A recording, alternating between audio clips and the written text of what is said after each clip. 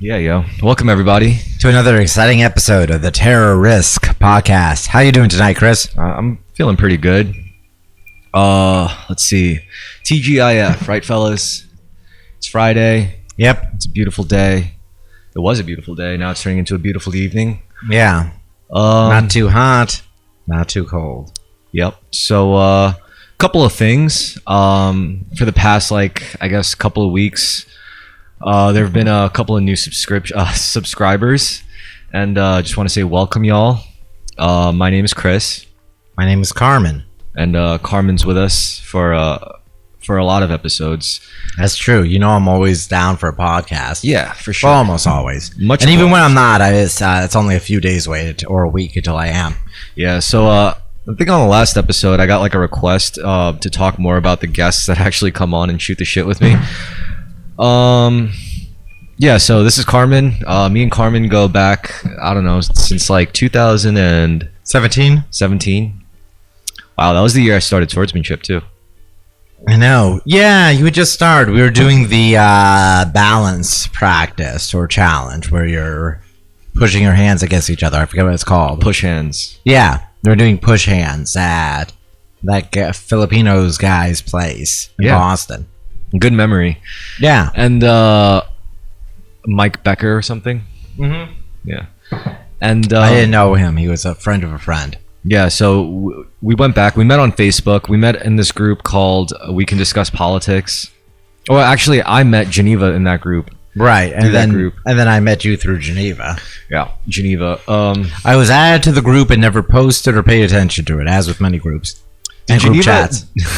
Geneva told me, well, she messaged me, but she also told me she messaged you. She was like, how attractive am I? Yeah. Yes. So I told her, I was like, I don't know, I can't really put a number on it, but I'd hit it. Nice. She got a kick out of that. I said 7 out of 10.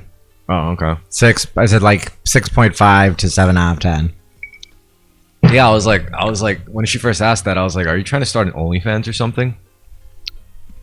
That was my initial guess, but okay. So yeah, we met to Geneva.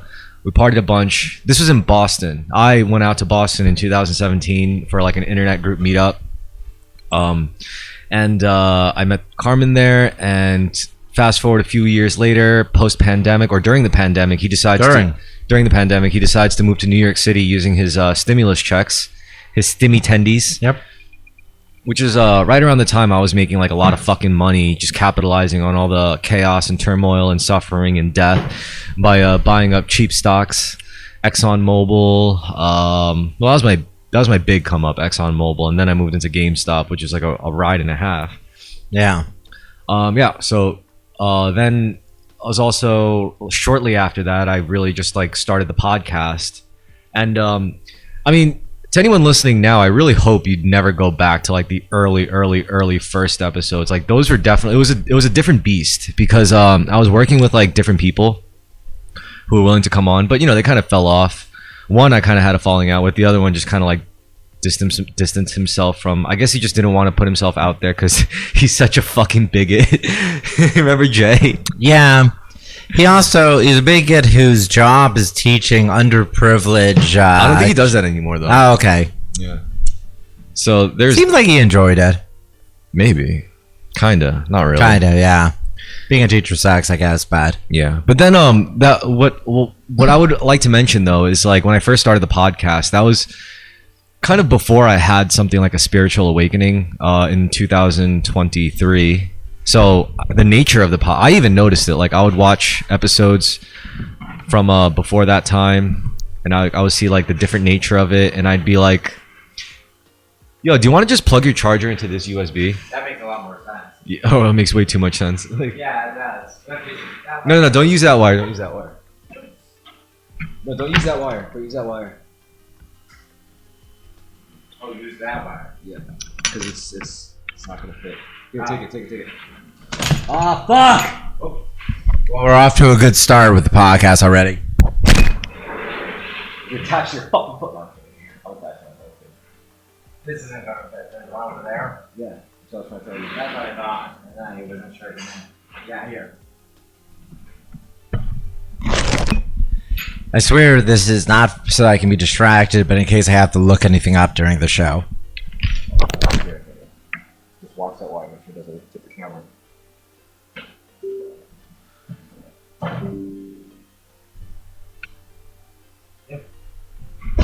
Cool. All right. So yeah, former host dropped out. I came in as a reoccurring guest because I moved to New York City. Yep. And let's see. Ever since you moving to New York City, introduced me to the whole like Dime Square scene. Yeah. How do I explain Dime Square? All right, so in Manhattan or in New York City, I don't know. You want to do it? Yeah, sure. So in Manhattan, there's a bunch of Jews in the Lower East Side who tell a bunch of Hitler jokes, and they hang out and they say that they're an innovative art scene, but no one actually makes art in it. And then there's just a bunch of parties located around Chinatown and some surrounding areas. The primary purpose of this is to have a social scene. Also, it's supposedly propped up by writers, like those are the artists. Allegedly, but the writing is usually very unimpressive. It's a lot of masturbatory autofiction from rich girls with vocal fries. In their defense, all right, Okay, I'm being overly harsh. Go on. Before we had the internet, and maybe even at some point before we had like cable television, I bet that was like the hottest form of entertainment for people, like young adults, you know? Yeah, but I suspect, well, yes. And it was probably just as masturbatory and I suspect that when in Homer's time telling stories, people put a lot more effort into it. In fact, I believe even in the early 20th century when everyone was really big into poetry, a lot of it was terrible, but I'm sure people spent a lot more time practicing it and trying to deliver it in a way that is entertaining. You're right. Now you have poetry and writing that there's a difference between writing for something that should be read out loud to a crowd of people or at an event and writing that is just meant to be read on the page. And this is, I think, often better on page, and people are not making that delineation, and they're definitely not practicing much either. Though I like the people, I'm coming off as overly harsh here, but I'm just trying to give an honest assessment of the quality of the work. Okay, so it's a bunch of quote-unquote hipster writers. They're just bloggers that moonlight as actual real writers, and they read and their shit. it very much it's always something that's mentioned a lot of, why are all these readings? Can't we just have a party? I wonder if just having a party straightforwardly makes people less likely to show up. It'll remove the facade of intellectualism. Yeah. It'll remove that like thin veil. Maybe there's also an element of like, it gives you an excuse. It also gives you something to talk about. Even if all of you are unhappy with it, at least it's something to talk about, I suppose. I'll give it that. Yeah. And it's funny because it's my primary social scene, but I don't actually care for the work. For the most part. I mean, I will say this, like those are the people that like aren't good at like painting. Mm-hmm. They're not really good at like making music. They're not really are good at creating art, so they need a scene. And what better scene than just the scene of yapping? If there's one thing they could probably do is just fucking yap, you know? Yeah. So let them agree. Let them fucking yap. Yeah, so that's generally what me and Carmen do when we're like fucking. When I pull you out to something or invite you to something, that's usually what it is. I know I'm critical of it, but ultimately I like most of the people I see there and provide something that I never actually had due to the space of New York and perhaps my own immaturity, or frankly, perhaps because I was homeschooled, so I didn't go to like high school. Yeah. It gives the dynamic that to me is very fresh of there's a bunch of at least somewhat interesting people all swirling around, and I can go to something and someone I know will be there, either a good friend or someone I've just acquainted with.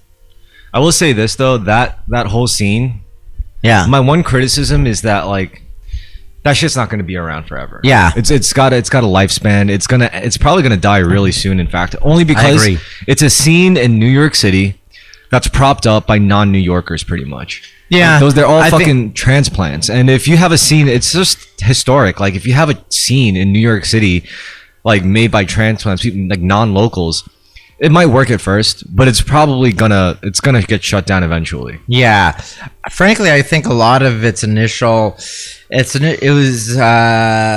far more vitality during COVID. I wasn't even here I wasn't here until December 2020. But when I showed up and in 2021, everyone was collecting COVID bennies and they were just hanging out and you're having readings on people's rooftops and things like that. Yeah. It felt like there was more going on for it. It felt livelier.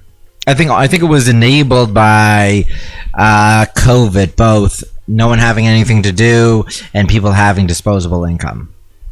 Okay, yeah, there's that. That's fair. So, and also like kind of an act of like Rebellious rebellion. against COVID lockdowns. That was another factor that probably defines the group dynamics. It's a group of people that were annoyed, bothered, or tired of COVID regulations. And on top of that, like I feel like nowadays, especially like young adults, they're too maladjusted to dance with strangers. Yeah. You know?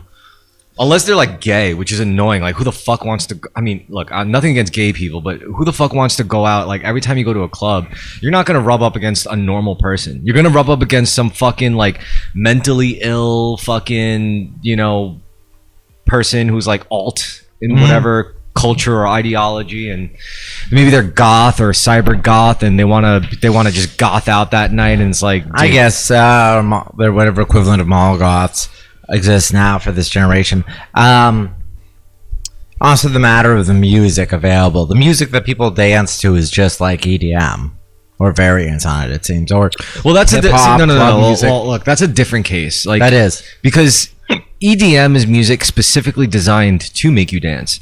And when a normal person goes to a club, they don't just want to go to a club and just think about dance 24/7. Right. Dance. The only people who do go out and just think dance 24/7 are either really, really passionate dancers that are passionate about dancing, or just drug addicts. Yeah. But it is worth mentioning, you don't really have, like, I went to one hockey talk event here, or two, and those were nice. One of them, the one that had more young people, had people dancing.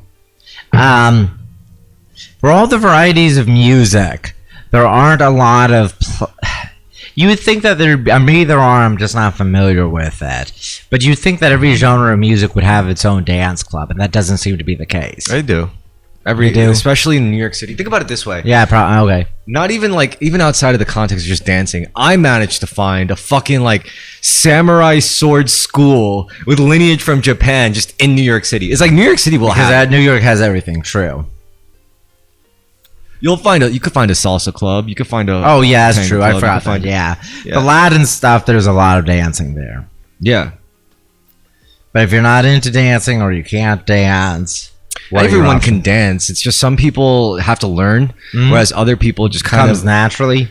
Well, it's not even like it comes naturally. It's just something may have happened in their childhood or in their development where they understood the idea of moving a body part in rhythm with like a beat, a consistent, steady rhythm. And once you learn that, everything else, like from playing an instrument to dancing, kind of makes sense. It's a different kind of math. It's a kind of physical patterning, I would say. Yeah. Because it's all rhythm, yeah. Yeah. So once you're able to establish like a pattern with your physical movements, that's when you start making it starts resembling something like art or something hypnotizing, because that's really what captures us, our novel patterns that we're not used to, but we see, because patterns are powerful, not just like a static image. No, we want to see like a consistent set of images, maybe released every month. That's what creates culture. Yeah, that routine. The pattern, yeah, exactly. Like you said, the routine, the pattern. I think we've talked about before on this show, music as being related to social organization.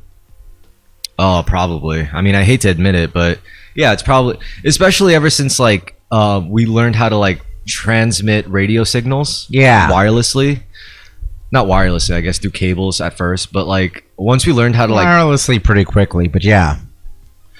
Pass the telegram into radio itself. Yeah. And once we then it became like really under the control of like whatever telecommunications council or committee that's in charge of like the rules. Yeah, but you have pirate radios and college radios and things like that. It does sound, when people rave about it, probably because radio was significant in their lives at a certain point in time. Obviously, we're of an age, like boomers will talk about radio very fondly because, it's how they're discovering music or hearing about, they have television and all, but they're hearing about things all the time through radio. And music in particular, and learning of new acts, of specialty radio shows, things like that. Yeah. Well, I mean, I don't know. I guess like music as a means At of the same time, there's plenty of songs rhapsodying about radio, about hearing a song for the first time through the radio, or control over radio, such as Radio by Elvis Costello, and the attractions about radios being under one centralized clear channel corporate control, and it killing the creativity of the medium. I didn't experience any of these things, but clearly there's a real generational thing where a ton of boomers will say, and undoubtedly silent generation, greatest generation, probably Gen X too, talk about the significance of it within their lives. I can't imagine a song about hearing something cool on a podcast. Though I guess we don't make songs like that anymore. That would be intriguing.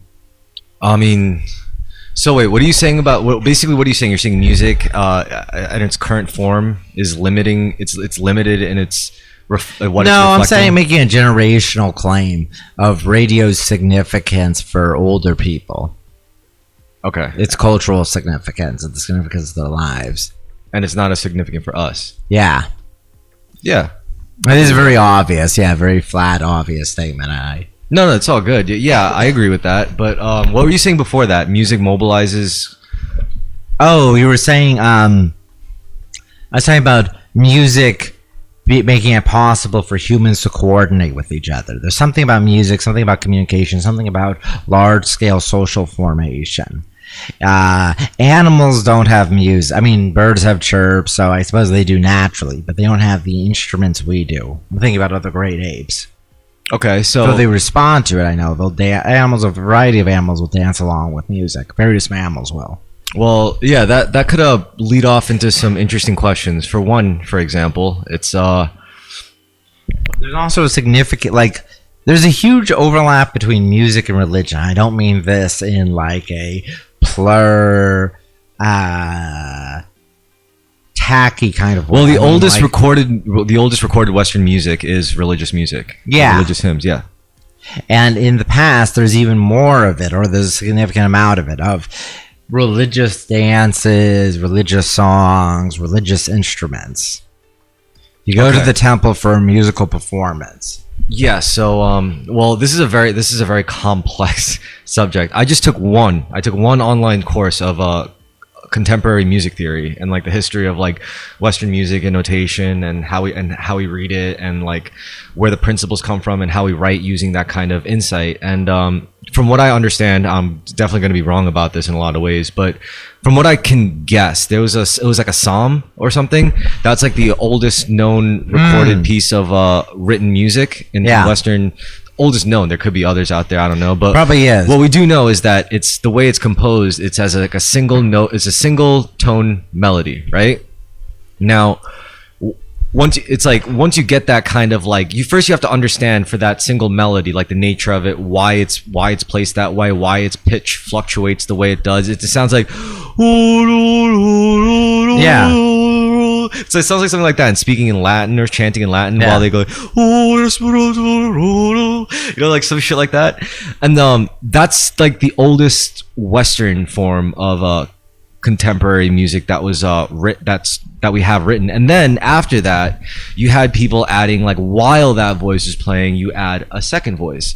And so it's like while you have the other one like harmonized, like, and then but then I think like eventually that led into three voices, which creates like a tritone effect, but that sets up the basis for chords, which is multiple notes played at once to create a harmonizing chord, which is like a group of notes played together in unison. So that's what I know about, like, and yes, it's very tied to religion, because and what that really tells us about music and maybe art in general, it's that really we only discovered it by tapping into some divine nature of existence, like tapping into God or some spiritual essence or the collective subconscious, because it doesn't come from like, it's not like animals will teach us what notes to play. It's not like the trees will teach us what notes to play. It's got to be something that comes from like your intuition, something from deep within that's like beyond the bounds, the confines of physical reality. It's straight up like some mystical shit, Side note: a lot of Neanderthal graves. Okay, wait. Before you say that, this, Okay. like I said, this is a complex subject and it asks some interesting questions. For example, what would you say is the first song, like the first music?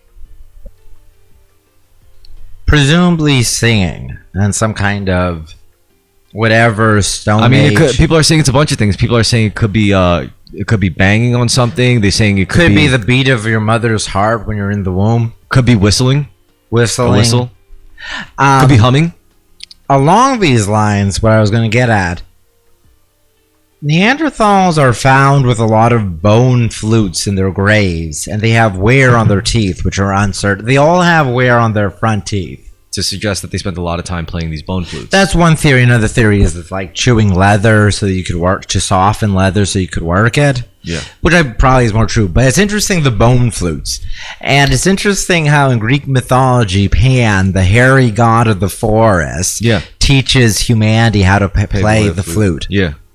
I wonder if the flute was in fact like a Neanderthal invention that this other branch of hominids taught our ancestors. Both of us, by the way, are intermixed with them. Yeah. The flute as a foreign artifact of like outside of a influence. different kind of humanity, a different subrace of humans. Yeah. Okay. I could see that. It goes back a long distance, but of course, but undoubtedly, I'm sure there's instruments before that made of wood or whatever that broke down more readily. I think another fun hypothesis or theory was like for the sake of trying to hunt or herd, they would learn animal noises. They would learn to mimic animals like birds. It makes sense. And then maybe they were fucking around like a group of them. It's like, all right, you be the alligator, I'll be the peacock, and you be the water buffalo. And then they did it and they started like doing it in a pattern. Like you do it, then I do it, then you do it. And then they started just doing it because it felt good. It's like what? Squawk. About people timing themselves in the past with songs, singing sea shanty, thieves with prior to any kind of remote communication. War drums. Yeah, communicating movement to each other through it. War drums. Yeah, you can get everyone to march in formation. Cadence. Yeah. If you and I are out hunting and we're both saying to ourselves or humming to ourselves a song under our breath, we know the other person is that far along the song wherever they're going, if that makes sense. Yeah. Or a better example would be we're both approaching something and we need to get to it at the same time and we just saw each other. Yeah. Instead of synchronizing your watches, you can synchronize your singing. Well, that's what the thing. It's like, like something like paintings, that decorates space. Music decorates time. Yeah. But that's interesting, right? Because like, what is music? Music is all.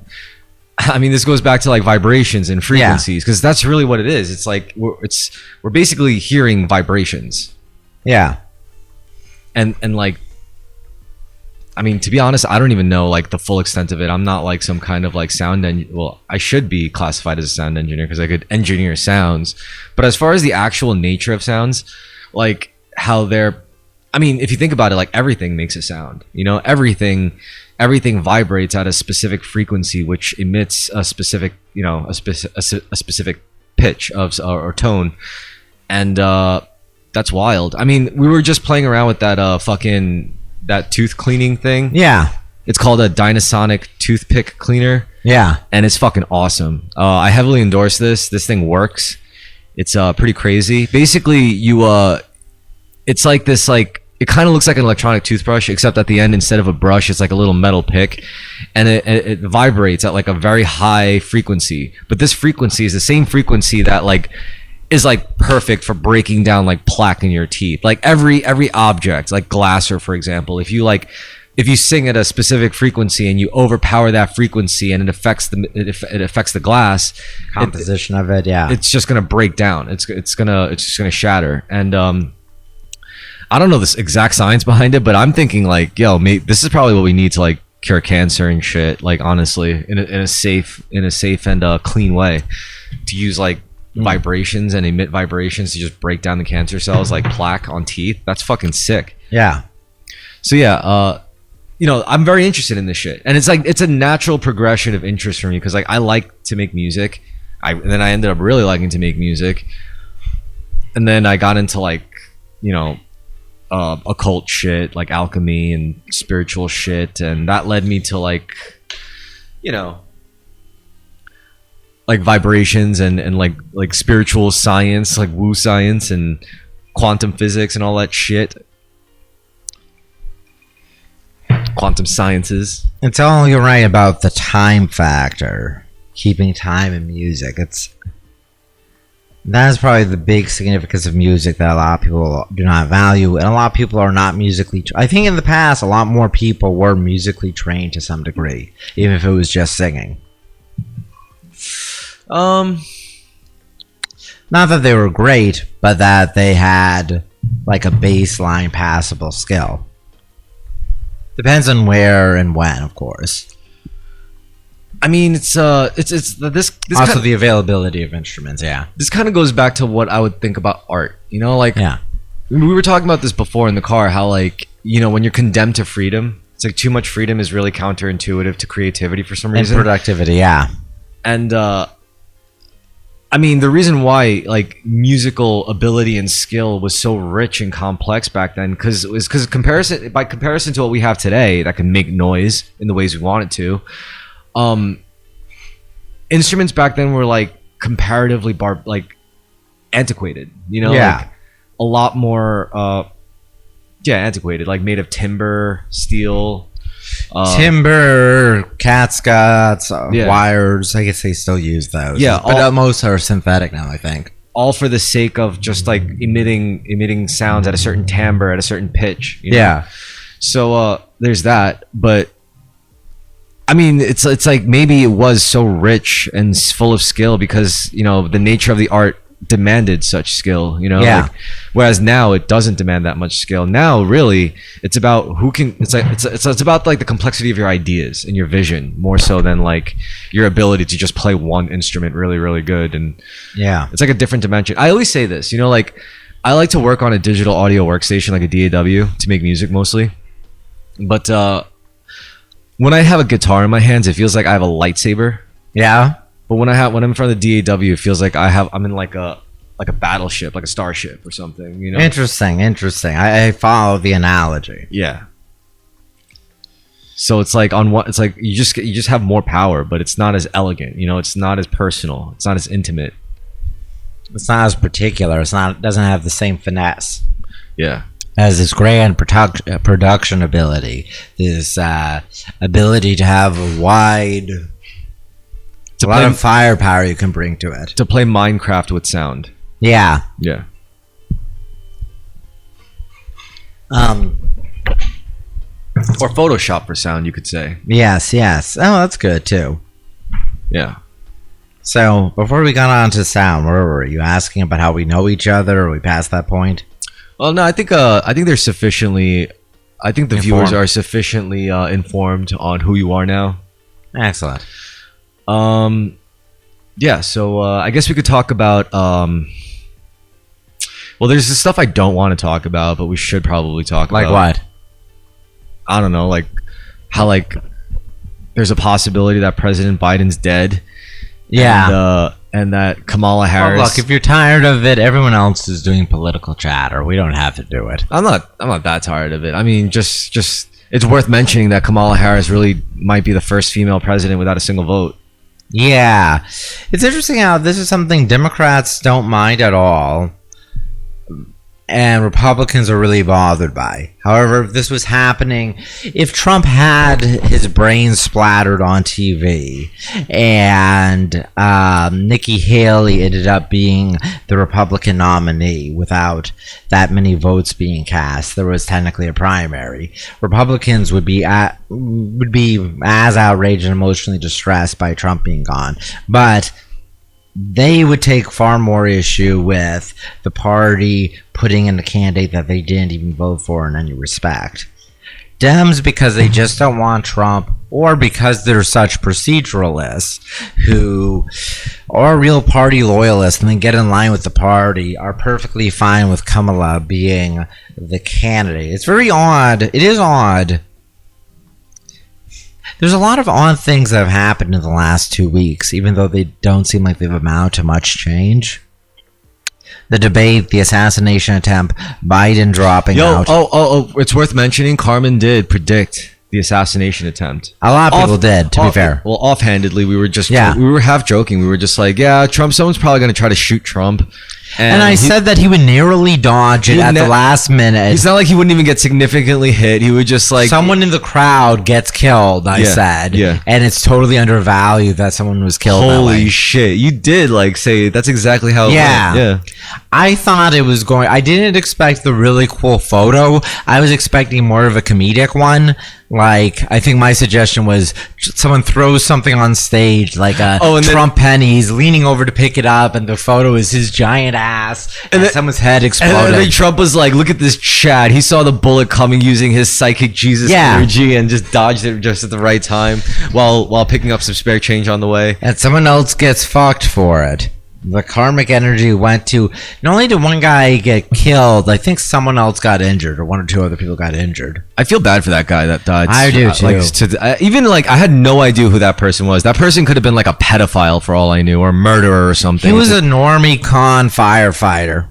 That's even worse. His Twitter is him like retweeting Ben Shapiro and saying like responding, we have to family and family is important. All the good guy stuff. I know. And also like fuck those Palestinians stuff, which is once again it's just because he's a normal Republican. His statement was they'll get over it, the Japanese did. I've seen worse. Yeah, it really was pretty anodyne. I mean, like I said, I would have felt bad. Like, I didn't even know. He's like an Italian firefighter who's 50-something years old with a wife and kid. Shit, you really profiled the fuck out of this guy. I know exactly the kind of guy he was. In a way, that's a way of honoring him, if anything. Getting his story out there. Yeah.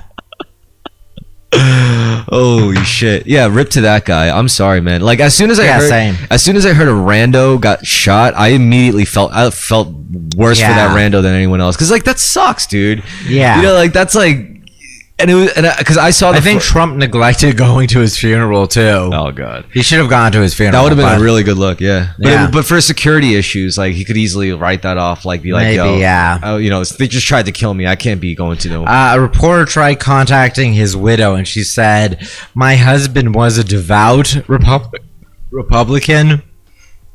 And I am too. I'm not going to talk to a journalist. Yo, that's based. It's interesting she said devout. But that's... Maybe it wasn't the word she meant. Maybe she meant devote. But devout is really telling about politics. Not actual politics, but like the politics fandom taking on a religious category. I got to be honest with you. Something that we're guilty of as millennials and then beyond. Like millennials, Gen Z, and Alpha or whatever. Yeah. We tend to nitpick on the shit people say a lot. Like like fucking Gen X used to use euphemisms and idioms like crazy. Like it was going out of style. And I guess it was. But now even us as millennials who aren't that divorced from Gen X, like we're thinking like, yo, like why do you gotta say it like that? Like why do you gotta use those words, huh? It's very annoying of us. Like, it is. Shit. Well, we grew up in a world dominated by the written word, but not in the sense of books or even newspapers, but in posts. You know what's fucked up that I totally am guilty also of taking advantage of? Yeah. The edit post button. Yeah. God damn it. It's like cheating. But you know what? I'm like, what? That's the whole reason why the edit button we throw off words. We speak inarticulately and overly fast.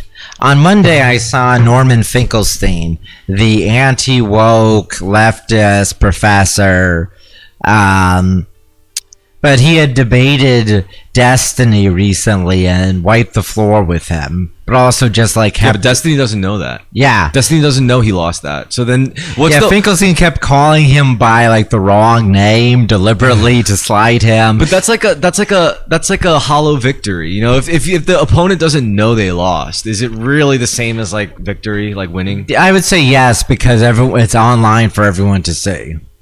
Yeah, I guess that's fair enough. Despite the amount of denial, but what he mentioned about how when he was young, talking slowly and measuredly meant you were being thoughtful about your words. in a way that this method of interacting with one another does not. Oh. Honestly, Which stuck with me. But go on. no, this is why I like the podcast format. I mean, and not just like, recorded Zoom meeting. Yeah. No, that's like, I don't even know if I could count that as a podcast. I might have to like start gatekeeping, you know, like start like drawing the line, or start like, you know, being oppressively standardizing it as a barely amateur podcast. I like that idea, actually, providing that kind of discipline to it. Yeah, like like you can't call like just recorded Zoom meetings a podcast. It has to be in this kind of intimate setting where it's like face to face, man to man. If I say something that really might piss off my guest, they might reach over and fucking deck me in the face. That kind of reality, you know, that visceral. You can't do that on a Zoom meeting. Although Zoom meetings always feel so artificial, and the way people are interacting with each other seems so artificial. Dude, more so I've than seen a regular meeting. I mean, I have seen like podcasts go out of, like completely off the rails, like in the worst ways. Like with Bobby Lee. Yeah, that makes sense. It's too much with that guy. I don't think Bobby Lee should be around like people. Yeah. I watched him like force this poor dude to smell his cock. Yeah. And the guy like stormed off the shot. I was like, oh my god, that's so terrible. Bobby Lee's a menace. Yeah. I don't condone his behavior. I always say like West Coast Asians are just a straight up different breed. I don't identify with them. I do not. What would you feel are the differing defining features of West and East Coast Asians? Well, What's your racial taxonomy of Asian Americans? I know East Coast Asians are less American than West Coast Asians, and maybe that's the problem. But as far as West Coast Asians go, they're just way too. Well, the first problem is the ones that are too laid back. You know, the ones that are just way too like. It's like they're a nuisance. You know, they make themselves a nuisance. The second thing I don't like is the Asians in the West Coast. A lot of them tend to think they're black. Yeah. You barely get that in the East Coast. That's very true. That would be interesting to examine why that is. Because West Coast Asians have been around on the West Coast longer. They're like fifth generation Americans growing up around fucking. Yeah, that's probably why. It's the Bay Area. They're growing up around blacks on the West Coast of America, and they've been in America for multiple generations. They're like gentrifying them and replacing them at the same time. Yeah. Far more assimilated, and perhaps due to their identity crisis, particularly also in a more racially open America, they decide to lean on acting like blacks. Or maybe they're doing the cool Asian versus Asian nerd thing, where on the West Coast, being a cool Asian is acting black, or trying to in a comedic way, a comedic chigger way. Chigger. You can't. That's not a word. Chigger. Chigger. Isn't Chigger the name of the guy from No Country for Old Men? Sugar. Chigger. Yeah, I mean, it's a portmanteau. Two words combined into one. Yeah. Well, I mean, aside from that, like, yeah, podcasting should be done in person, like with your guests, but there could be like cases made where, I mean, that's like new school podcasting, you know? Yeah. I mean, because like initially podcasting isn't supposed to have a video element. Originally, it didn't have a video element. It's interesting how the name podcast stuck. It's still a reference to the iPod, something no one has anymore. Yeah, it was. I guess it was an Apple thing at first because it was basically taking advantage. A coinage of Apple's revival with the iPod, which saved the company. It was taking advantage also of a specific a protocol, like an internet protocol that you're able to. I think it was like RSS. Yeah, something like that. It was, yes. And yeah. Yeah, those early days of it, and also because the files are small. If it's just audio, it's easy to download on a slower connection. Another thing that's cool about podcasts is they're impossible to censor.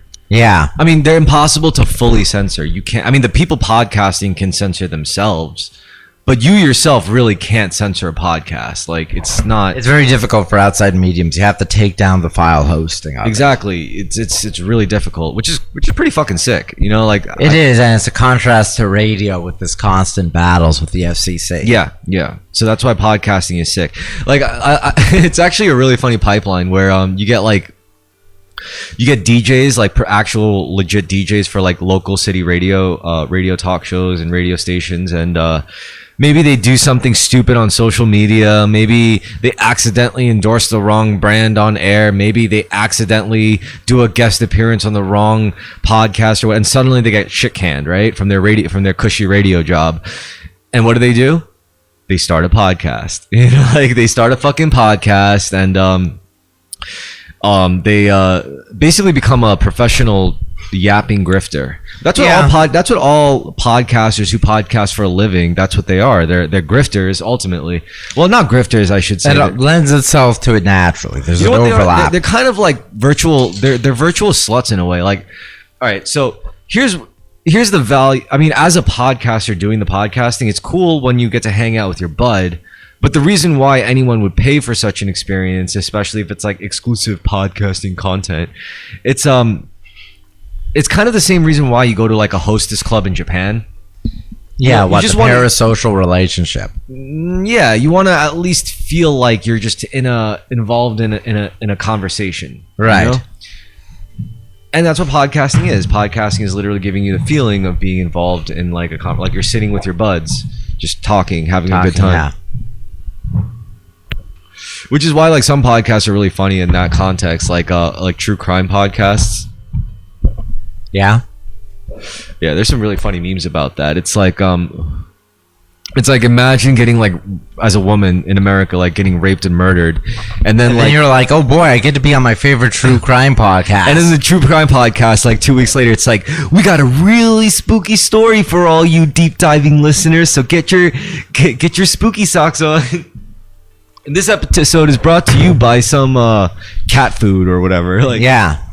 Cat food and red wine delivery to their house. You're just talking about white girl shit now. Yeah, I know. It's a very easy... White women are particularly bullied in America. Among all demographics, really. Because everyone can blame them. Everyone can be mean to them. Without most of the time, real consequences. You know, you could blame Cameron Diaz for that. She really set up all the white women for that. Which is actually really sad, because there's probably some really, really intelligent blonde women. Like smart, blonde, hot women. It's just... Yeah. I mean, shit. You know, Cameron Diaz just set the wrong example. Cameron Diaz seems very successful and that has been culturally prominent way after she aged out of Hollywood or aged out of roles. But even when she was at the peak, like she was like notoriously ditzy. Like everyone around her knew she was like a fucking retard. You know, like I guess like, you know, Hollywood's always gonna have that in every generation. You had Cameron Diaz, you had Lindsay Lohan, you had Amanda Bynes. Yes, Sydney Sweeney. Say what now? Sydney Sweeney. I don't know who the fuck that is.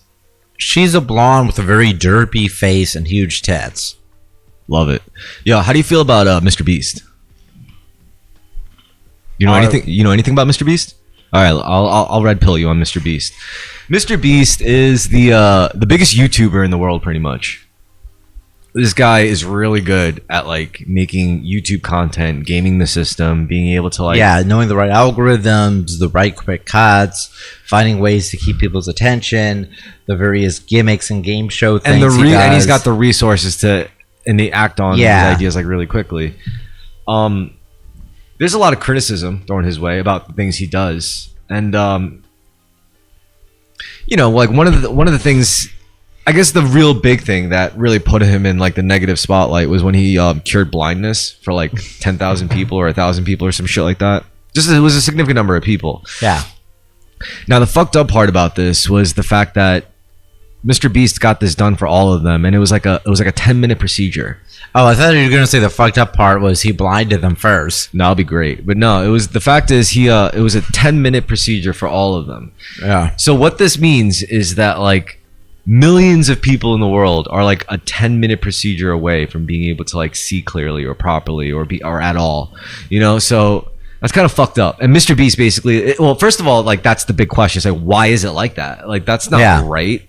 Second, is it okay for Mr. Beast to just like capitalize on that for views and shit? And it's like, I don't know. Like I don't know the answer to that. But what I do know is if there weren't fucked up situations like that, like if there weren't villages in Africa without clean water, if there weren't places in like the Midwest that didn't have homes that could use houses, like if there weren't fucked up conditions like that, there would be no need for Mr. Beast. Yeah, require a much better social organization because oftentimes it's just getting attention to it, resources to it, making sure the locals follow up with it. I'm sure in like the African villages where he provides clean water, the systems break down after he leaves, not due in no part due to him, due to a failure or an unwillingness to maintain it, or deliberate sabotage or destruction.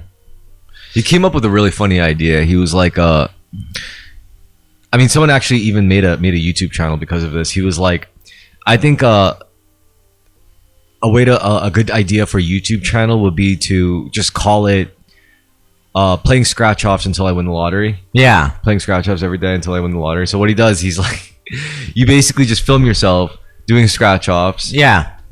And, you know, until you win. And whatever, when people view it, and if you, whatever revenue you get from those videos, you just buy more scratch offs, and then you keep doing this until you win. And he's saying like, yeah, people would watch that because they know like the more you watch it, the more they watch it, the more money you'll get for more scratch offs to make more content. So you get like this like obsessed, addicted cult following, you know. Does it win a jackpot? Oh yeah, because of the few the $10 and $50 you win there here and there. Sometimes $500. Yeah. Yep. Yeah, that'll be just that'll be. I mean, that was as soon as I heard that, I had to do a double take. I was like, that's fucking funny as fuck. Yeah. Well, there's a tremendous amount of content out there. The internet is drowning in content, much like in Metal Gear Solid 2. Did you play Metal Gear Solid 2? Yeah, I love Metal Gear Solid 2. It's a great game. Did you play Metal Gear Solid 3? Yes, I love 3's my favorite. 3 is my favorite too. 3 I think is the best one in the series. Hideo Kojima definitely has some kind of prophetic vision. Yeah, the aesthetic of it is just so great. Hideo Kojima predicted that humanity would contend with the concept of an afterlife and a soul and come to grips with it through Death Stranding. God damn it, that guy. Yeah, what a guy. Spiritual awakening. He's definitely an awakened guy. Incredibly talented auteur. And I've said this to you before. There's nothing else quite like Metal Gear Solid. Like genre-wise, theme-wise. Like, it is a lot like Tom Clancy. It's all like anime. I guess the big things are like Tom Clancy, 80s action movies, anime. Particularly like Ghost in Shell. Yeah. It has that tone where it's 90% serious or 95% serious. And it's 10% goofy as fuck in hell. Yeah. And it's interesting because an American production would either be more or less goofy. They wouldn't find that right balance. Yeah, you're right. David Lynch is one of the only people that can emotionally balance it tonally the right way.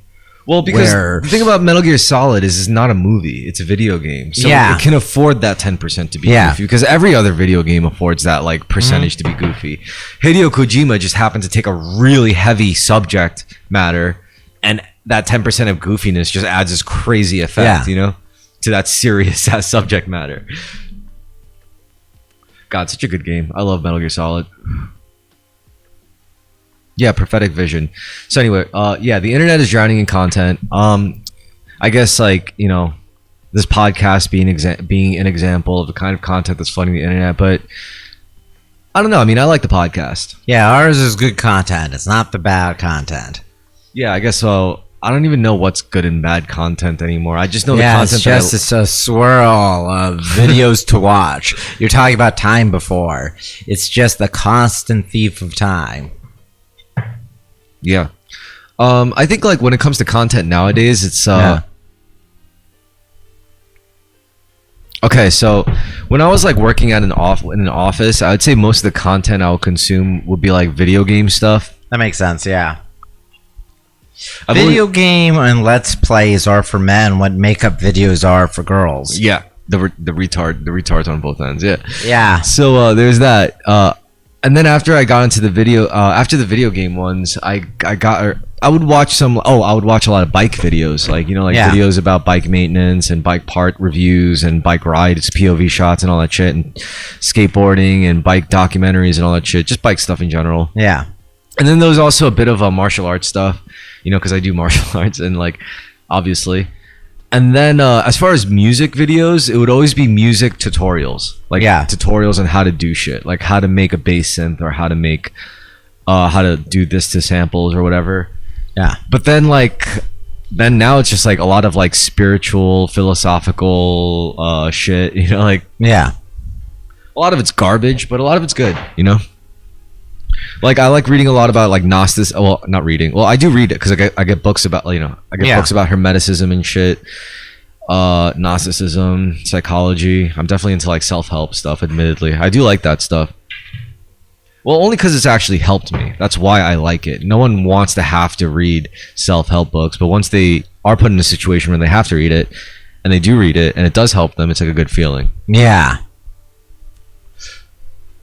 Yeah, I don't know. I have a mishmash of literature, but I've way fallen off of my reading. If that's something I really should do to improve myself, is get back to reading.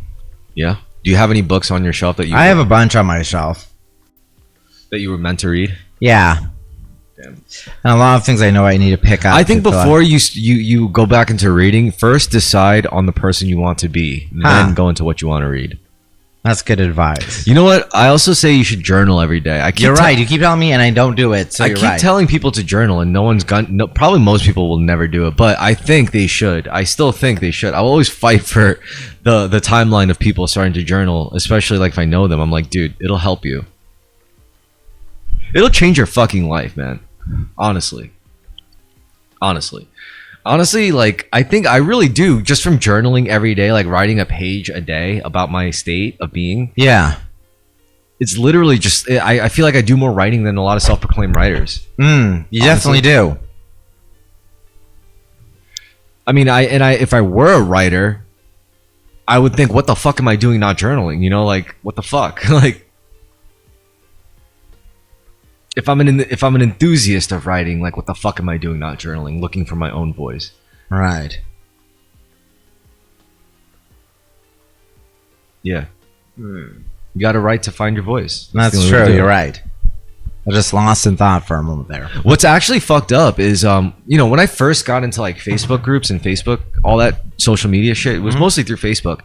And I always wondered, like, why was I always into Facebook and not Instagram or Twitter or whatever? It's the journaling element, the writing. The writing, yeah, it's the writing. Because when I first got into it, I was pretty much like exposed to like really not good. Actually, it was good writing. I would call it good writing because it was individual writing. It was unique writing. It's where like you would read what they write and you would know it's their voice. It's them. This sounds like them. So that's how you knew it was good writing. And I don't see that anymore on Facebook because now everyone just reposts like fucking relationship memes and shit and fucking like they just repost things. And I mean, to be honestly, it doesn't really bother me because I still write on Facebook. I don't care. Like, I'm still gonna keep fucking writing my shit, like writing my stuff out. You know, it's not gonna stop me. If anything, it makes me feel like I kind of stand out in that way. You know, it's like people are just reposting shit, and even if like people find what I write distasteful, it doesn't matter to me. I'm just like, hey, it's a good way of looking at it. Yeah, having a right, healthy mindset as opposed to someone who wants it to only be positive. Exactly. It's like, hey, at least I'm like writing sincere thoughts here. I'm making myself vulnerable. What the fuck are you doing? You know, like I'm making myself available for you to hate in the first place, you know? And I'm not keeping you there. Like, it's not like I'm the type to go run people down on their profiles and like retaliate again. No, I'm like, if you don't like me and you say some shit, yeah, it's, you know, I'll talk shit back, but I'm not going to go. I'm very vindictive myself, but as I've gotten older and more tired with it, I just care less and less. Exactly. Which is good. Yeah.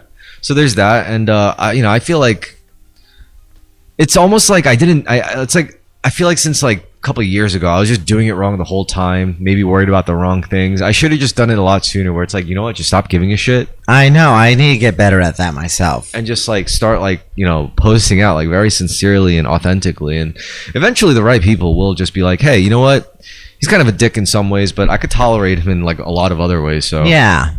And that's really how people are. That's the most realistic outcome for anybody, to be honest. Yeah. You'd be lucky to have better than that with anyone in your life. Like, so yeah, that's the way it goes. And it's not like I can force other people to do. All I can do is just do this myself. Just maintain my own frequency. You know, like maintain my own right patterns. vibe, the right pattern. Yeah. Other people can accept you or not. And at least I have skills to back it. You know, like I have enough creative. Another hobbyist interest. Yeah. I have enough creative chops to back it. Like I have enough like editing skills and production skills and all that shit. I could do it. Like, so that's how you know, like, I'm not just a piece of shit who just talks shit all day. Like, I work, you know, like, I work at my shit. Like, I put in the work. Because that's always important to me. If anything, if I didn't put in the work, I wouldn't feel so compelled to talk shit. Of course. That's really what it is. Like, it's the fact that I know I bleed and sweat for this shit. Like, I'm like, dude, I have to talk some shit. It's almost like if I don't talk some shit, I'm just not cashing out right. You know, like I only live once and I worked very hard for it. Might as well cash it in on some shit talking.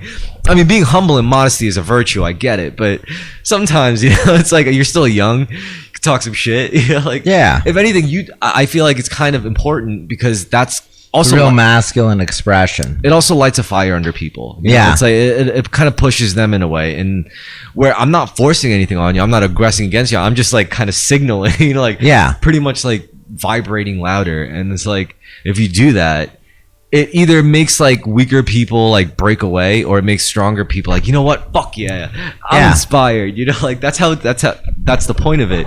That's what's gonna cause the split in like humanity. It's gonna further polarize into like pieces of shit, and then there's going to be like the Ubermensch, as Nietzsche predicted. Yeah. I mean, I don't know if it's going to go out word for word as he predicted, but this is kind of like the intuition I'm getting, you know? There is a real splitting in humanity due to a number of factors. Authoritative mating, our economic education system, self-determinism, who's having kids and who's not. Yeah. I mean, also, it's like, what metric are you like measuring? There's like the wealth level, there's the happiness level, there's the amount of damage they're doing to their surroundings and other people level, you know, like there's all these things to consider. I mean, to me, as long as like everything's been going all right, as long as I just try my best not to fuck anything or anyone else up, you know? If I get into an argument online, that's whatever. But as long as I'm not like out there trying to mess up people's lives, everything just works out so good for me. Yeah. Like if I get really pissed at someone, to me the ultimate punishment, again, the ultimate revenge is just disconnect with them. That's true. That's true. That's really been like, and it's like, honestly, it feels more cruel, but it's so much more effective. And that makes sense. It's also a better use of your time and of your life. Exactly. You have the right mindset and right vibes. And I've been doing it to people, and I know it fucks them up on the inside, but it's also funny because they can't say anything about it because they're pride. Yeah. So I know I'm safe. I'm like, I'm just gonna cut off contact. It just works out. Yeah. You want to take a break, man? We've been going for an hour. Oh yeah, it's 8:30. All right, we'll be right back after these short messages. No messages at all, and we're back. Yeah. No, it's fine. It's all good. It's probably not even people. I mean, the way I edit it, it's gonna get cut out anyway. I know. So all right, what were we talking about? We were ran through music. I don't know what else. We were talking about how you didn't want to talk about politics. I mean, when we were outside just now, I was saying how that when you read Facebook posts out loud, it's a lot funnier. Yeah, they are. They're actually very funny. Whenever someone's making this very performative declaration within their blog, yes.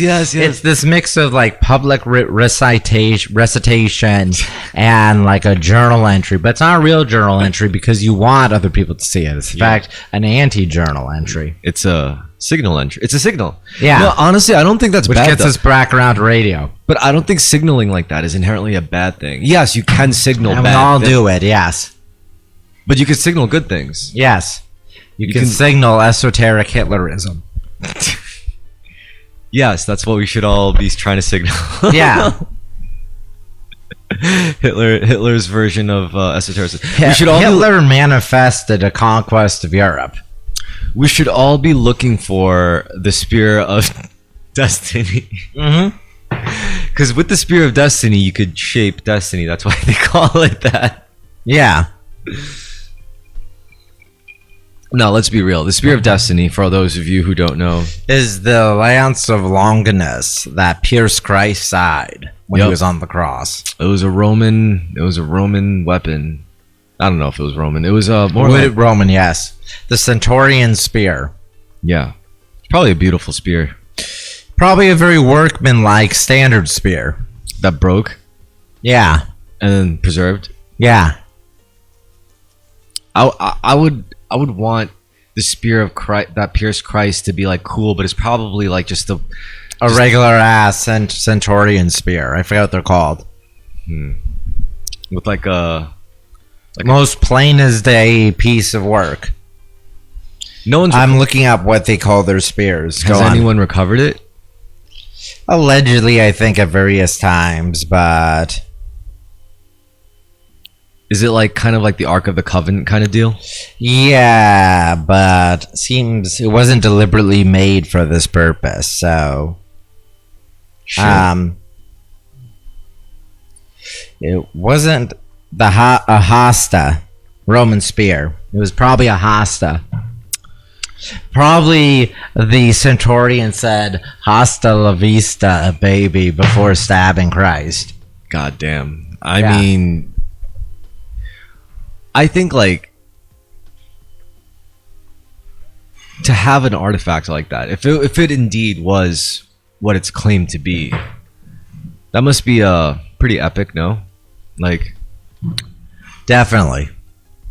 what would you do with such a thing if you found it? Try to make sure it's as well preserved and maintained as possible. Would you tell anyone you had it? Yeah, I would. I would try to get it to an archaeological department. Oh, really? Yeah, I'm lame like that. You wouldn't sell it on eBay? No. You could I probably don't even know. Would it even come with a flyer saying it is? How would I convince people that it was that?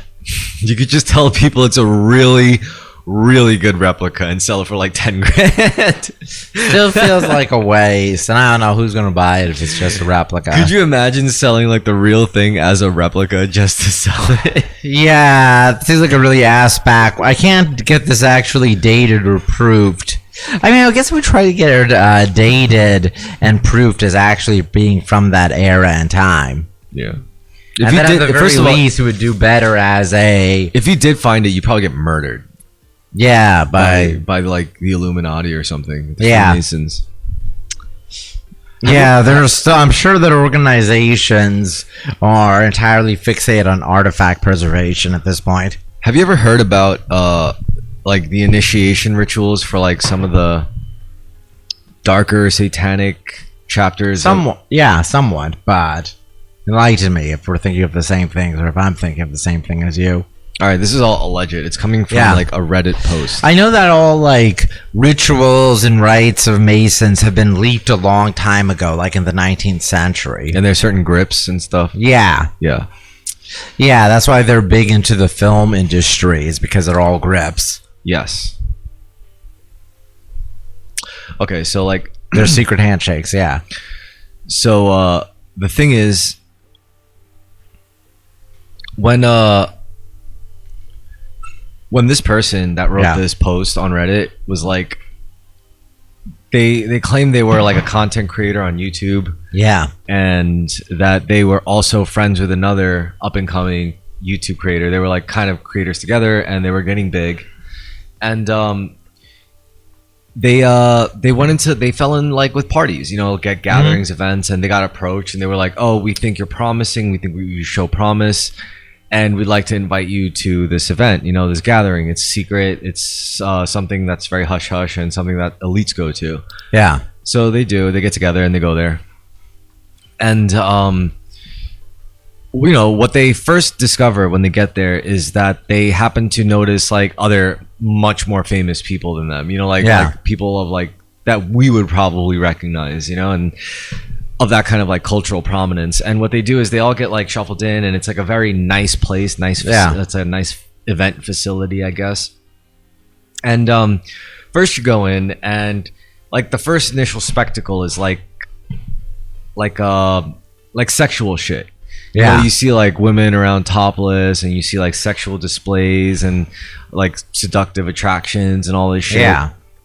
And you know, that's just like one area and that you get shuffled through. So you go through it, you experience what you experience. You could maybe, I don't know, I'm told maybe you could go in there and have oral sex in a cubby or something, or in a corner, and Yeah. whatever, and maybe you're wearing Like a club in Berlin, yeah. kinda, and you're wearing like a masquerade mask. And Yeah. something. And maybe this is what the clubs in Berlin are really ripping off of. But anyway, I digress.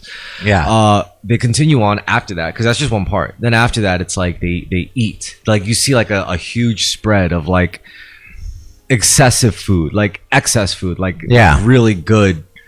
I don't know. I guess like full course type shit, but it's all splayed out in front of you and just there. And you're apparently like supposed to like eat like a glutton. Yeah. Right. And this person, when they were going through it, they made this like mention of how it's like, I'm not really that hungry, you know, because they were still like caught up with the party stuff. And then someone goes up to him and is like, hey, listen, you should eat because you want to get it in trickles before you face like a torrent, you know. And you know that was already like an ominous kind of like, okay.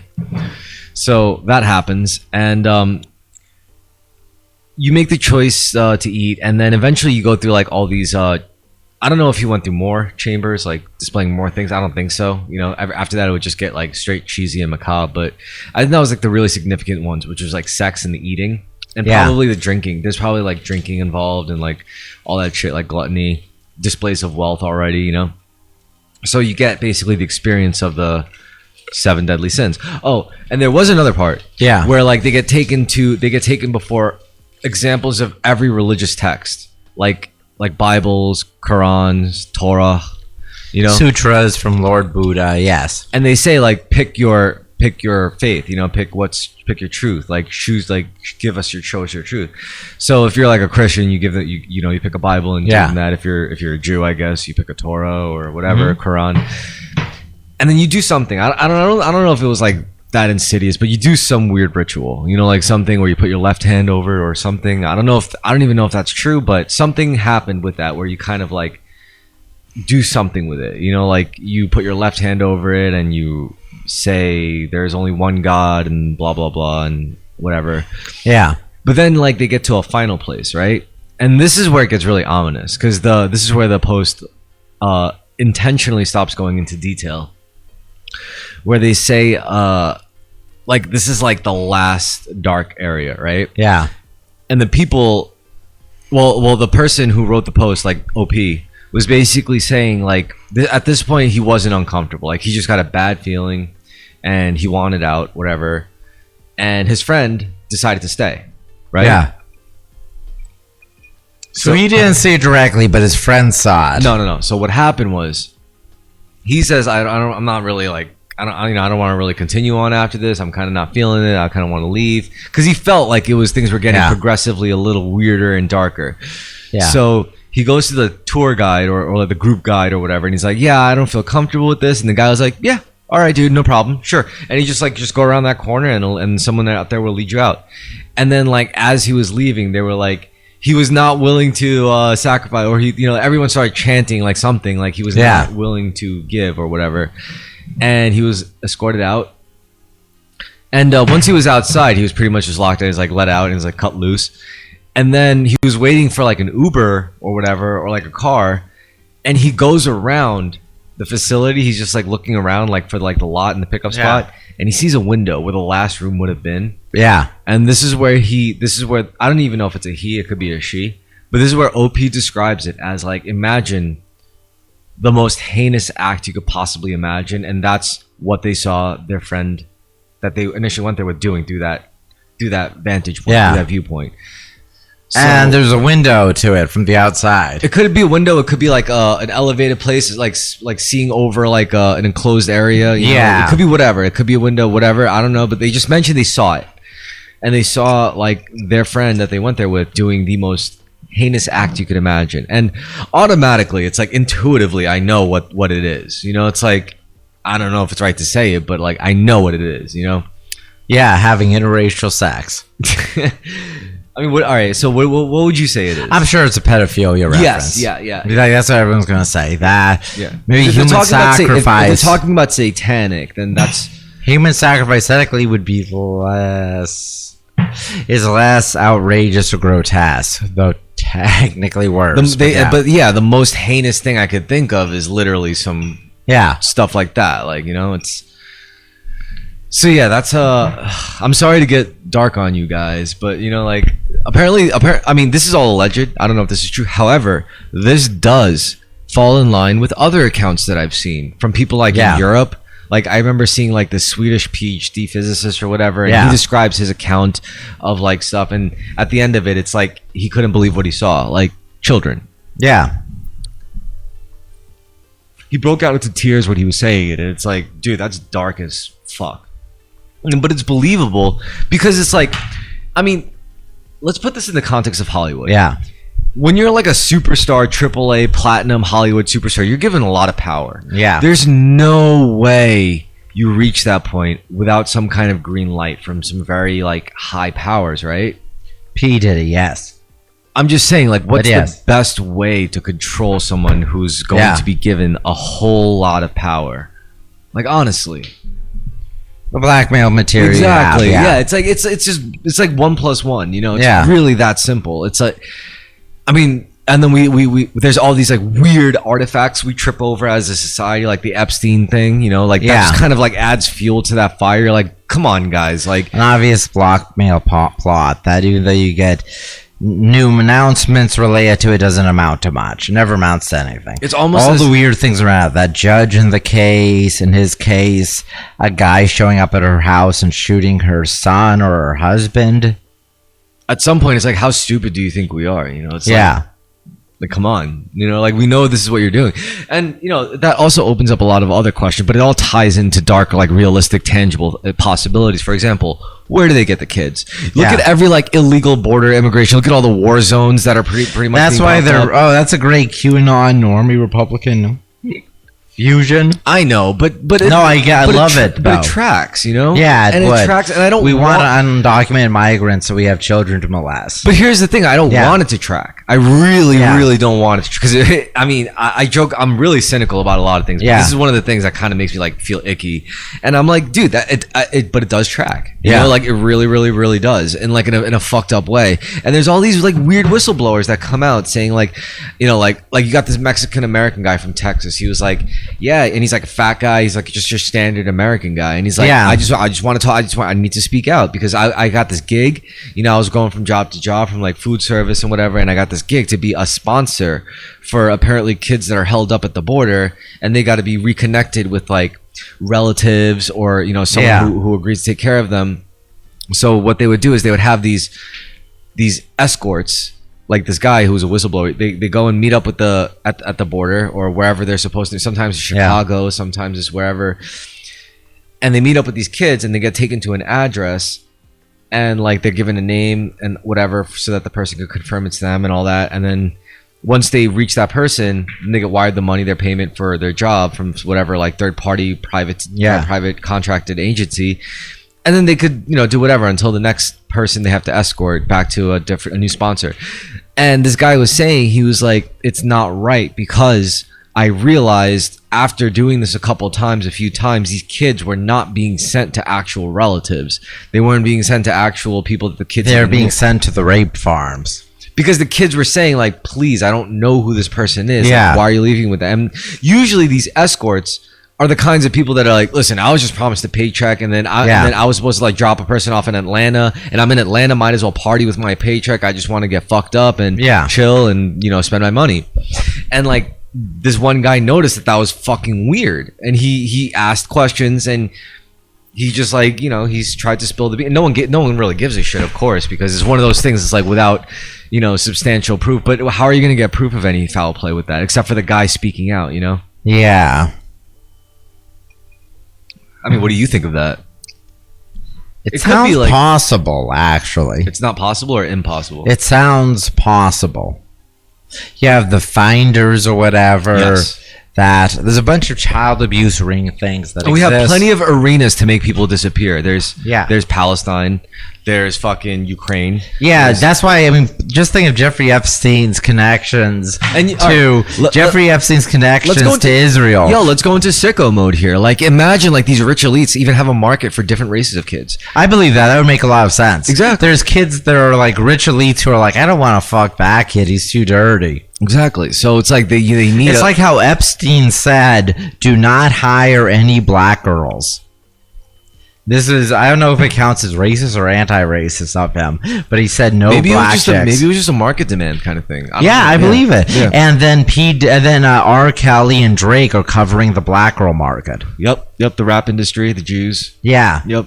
I mean, the Jews are connected in both cases. For the record, I am not I don't anti-Semitic. know. I don't know anything about. Yeah, I'm. Like I have. I'm philo-Semitic. I'm ambi-Semitic. I'm philo-Semitic. Yeah, philo-Semitic. Yeah, right, philo-Semitic. Yeah. I'm ambi-Semitic. I both hate and love Jews. Well, Semitic isn't just Jewish. It's also but it's coined in the 19th century, referring to Jews having Middle Eastern ancestry. It's not just Jews, but within this context, it refers to the Jewish population.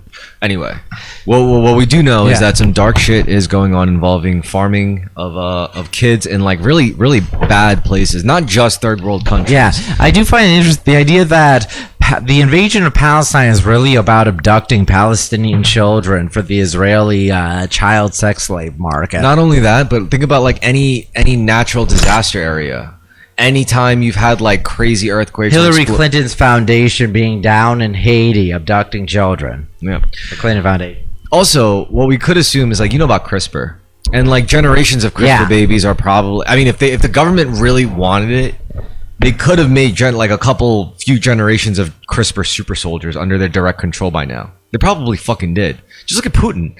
That guy's a fucking CRISPR baby if I've ever fucking seen one. Like, teed the fuck out. Like, testosterone the fuck out, clearly. Otherwise, he wouldn't be balding. Usually, balding men are like high I can see the testosterone. That's been around for a while. I don't know about CRISPR, unless you mean just general human enhancement. Human enhancement. Look at Barron Trump, for example. Yeah, autism and super tall. Yeah, but when you do that for a couple generations, when you do drop the mic, it's for the listeners. I don't give a fuck. It's just because it makes a thump. But anyway, what I was gonna say is, we probably have a couple generations of CRISPR babies. Listeners. Yeah, a couple of generations. I mean, like ABBA was the result of a German eugenics project, very indirectly, of them trying to interbreed Germans and Scandinavians, and namely, it's like two of the members are the children of German soldiers. I'm saying if there was a task force, set with the mission of abducting people in like war zone, like kids in war zone, not just kids, but people in general for all sorts of reasons. Because human bodies can be valuable. Like if we're in contact with extraterrestrials and we need bodies to trade, for example. Yeah. But anyway, like that task force is probably like CRISPR super soldiers, like with no lives, just made completely entirely off the books in a lab. Seems very possible, probable even. Exactly, because if an asshole like me could imagine it, and if you had the resources to be able to do it, knowing how like potentially profitable this could be, not just, it's really dark for me when I imagine this is just what elites and billionaires do to gain some satanic control over their area. Yeah. It's almost less darker for me to imagine there's also like dark extraterrestrial entities involved that want human bodies. At least they're not humans. Yeah. And we're doing it out of necessity. Their monstrosity is due to logical reasons of their own. Yes, like as if like we have no fucking choice because these even if it is a choice, it's one from an alien foreign body, whereas humans doing it just for the thrill of it is just deeply disturbing. It's like they're trading us valuable tech or something for these bodies, Which honestly, like, how would you like? First of all, it wouldn't matter how we feel about it because, like, we're like, this is just, I guess, our life. Like, if we see an earthquake in New York City happen that's so destructive where millions of people go missing, then you could bet that some people will get abducted. Yeah. Which is very scary, but I mean, it makes sense. It does make sense. I mean, I don't know about the extraterrestrial thing, like,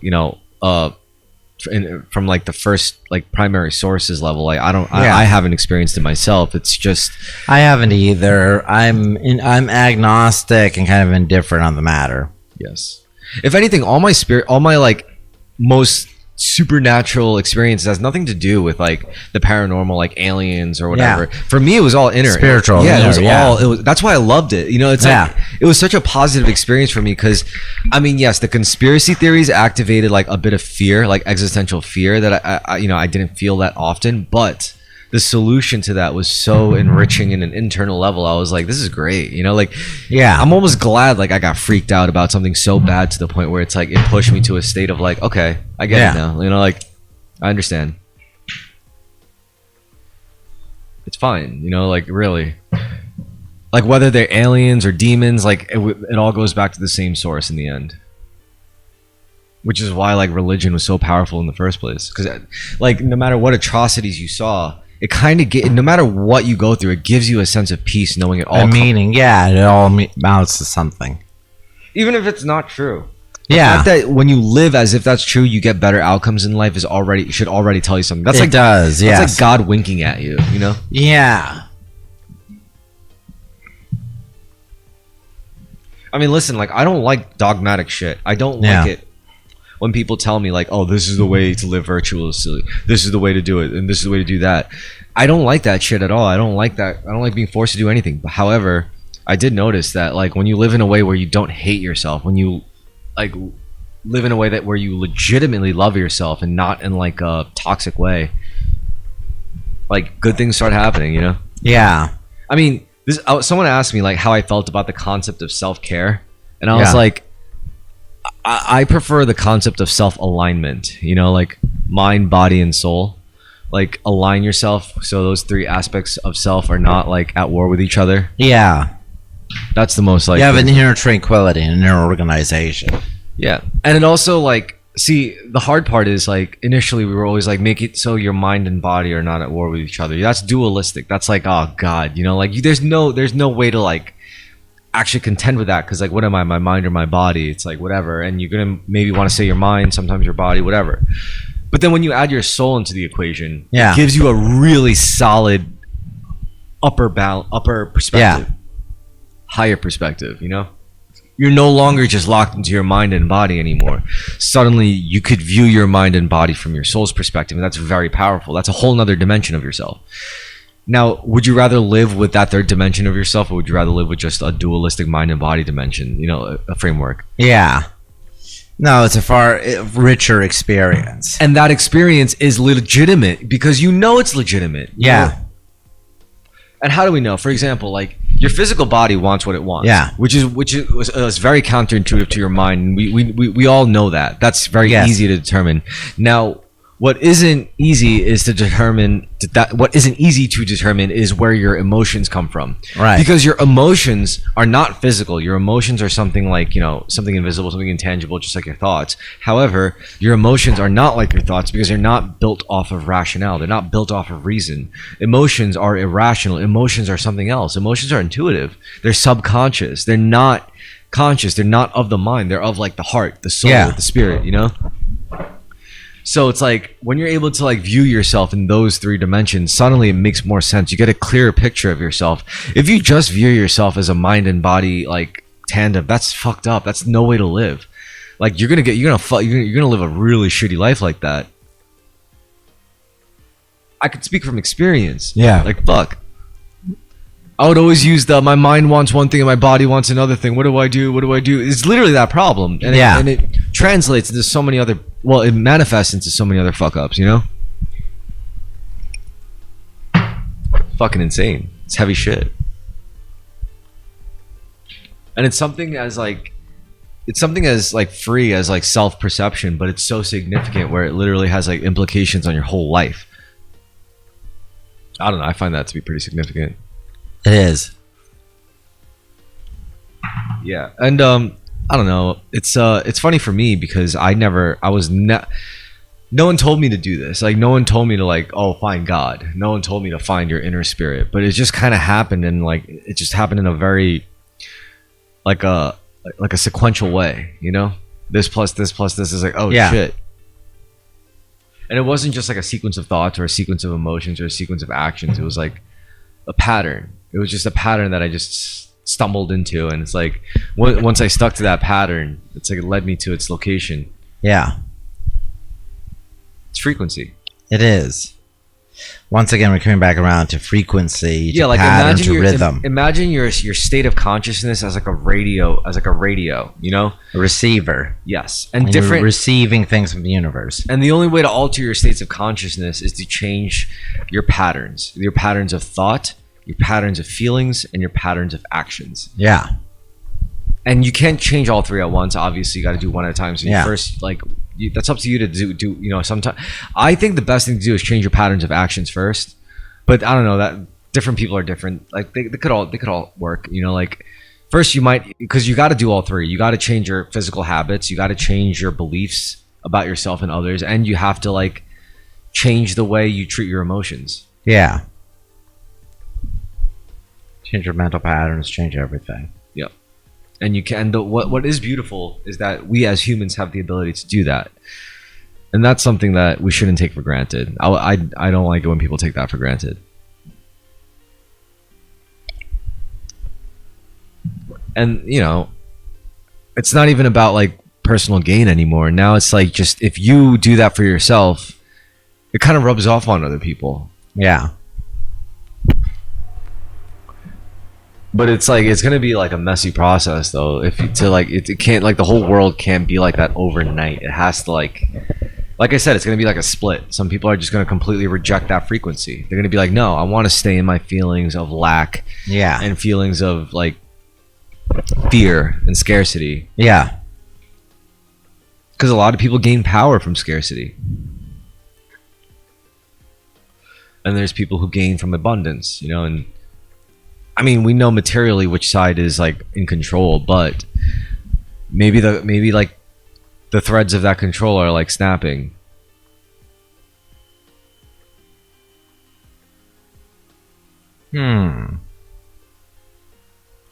Sorry for trailing off. I'm just lost in thought about. No, this. It's all good. Everything I'm saying is like leaking into your subconscious anyway. You don't have to like come up with anything now. As long as it goes into you, it's like eventually going to like manifest in, I think, a positive way. It's usually how things work. Yeah. I mean, I know this because like when I teach swordsmanship, it's like everything I teach, like off the, you know, up front, it's I don't see immediate like results from that. It's only like after like a couple classes, like they're like, oh yeah, it's just like you said. I was like, oh, okay. Yeah. So it takes time for it to like to sink in, install, for it to have its effect. Yeah. And for you to see the changes probably under the people you're tutoring. Yes. So tutoring. So it's basically the value of planting a seed. Like an idea into another person. And watching it grow. Well, I mean, think about ideas. You know my belief on ideas, right? Yeah. That I don't like. I don't think people make up ideas. Ideas capture people, or they pick them up from the ether. Yeah, like ideas are all, like floating all around us in the ether, and you have to be able to tune into them, or they just or be a state to receive them. Receive them, yes, or perhaps they even force themselves upon you.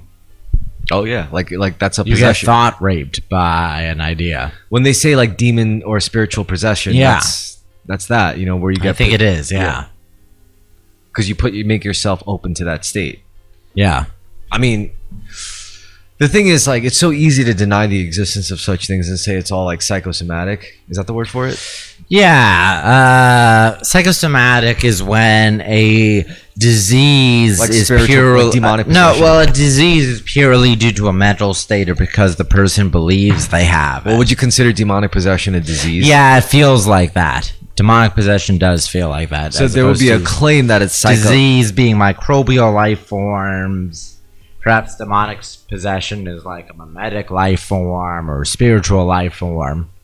Well, the fact that psychosomatic diseases and like conditions exist, such as, that's pretty crazy. Yeah, it is. What that should tell you is that maybe we're looking at it the wrong end. You know, like maybe it's not about psychosomaticness. Maybe it's about the fact that those things actually were always there.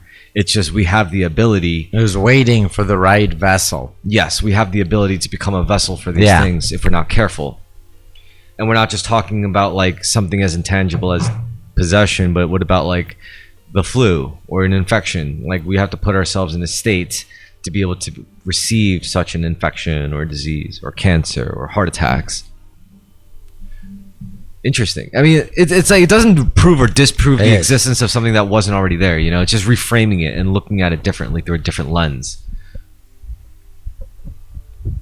You good? I am good. I'm sorry. I'm feeling the grooves within the grooves on the double rocks glass. Oh yeah. Fuck yeah. How you doing? Good. Could you tell like a quick anecdote while I get ice real quick? Yeah, sure. About what? Anything in particular? Tell me about your most spiritual experience in your life. Oh boy, this is hard because I'm someone who's pretty spiritually disconnected. I suppose. I don't know. I was what? Continue.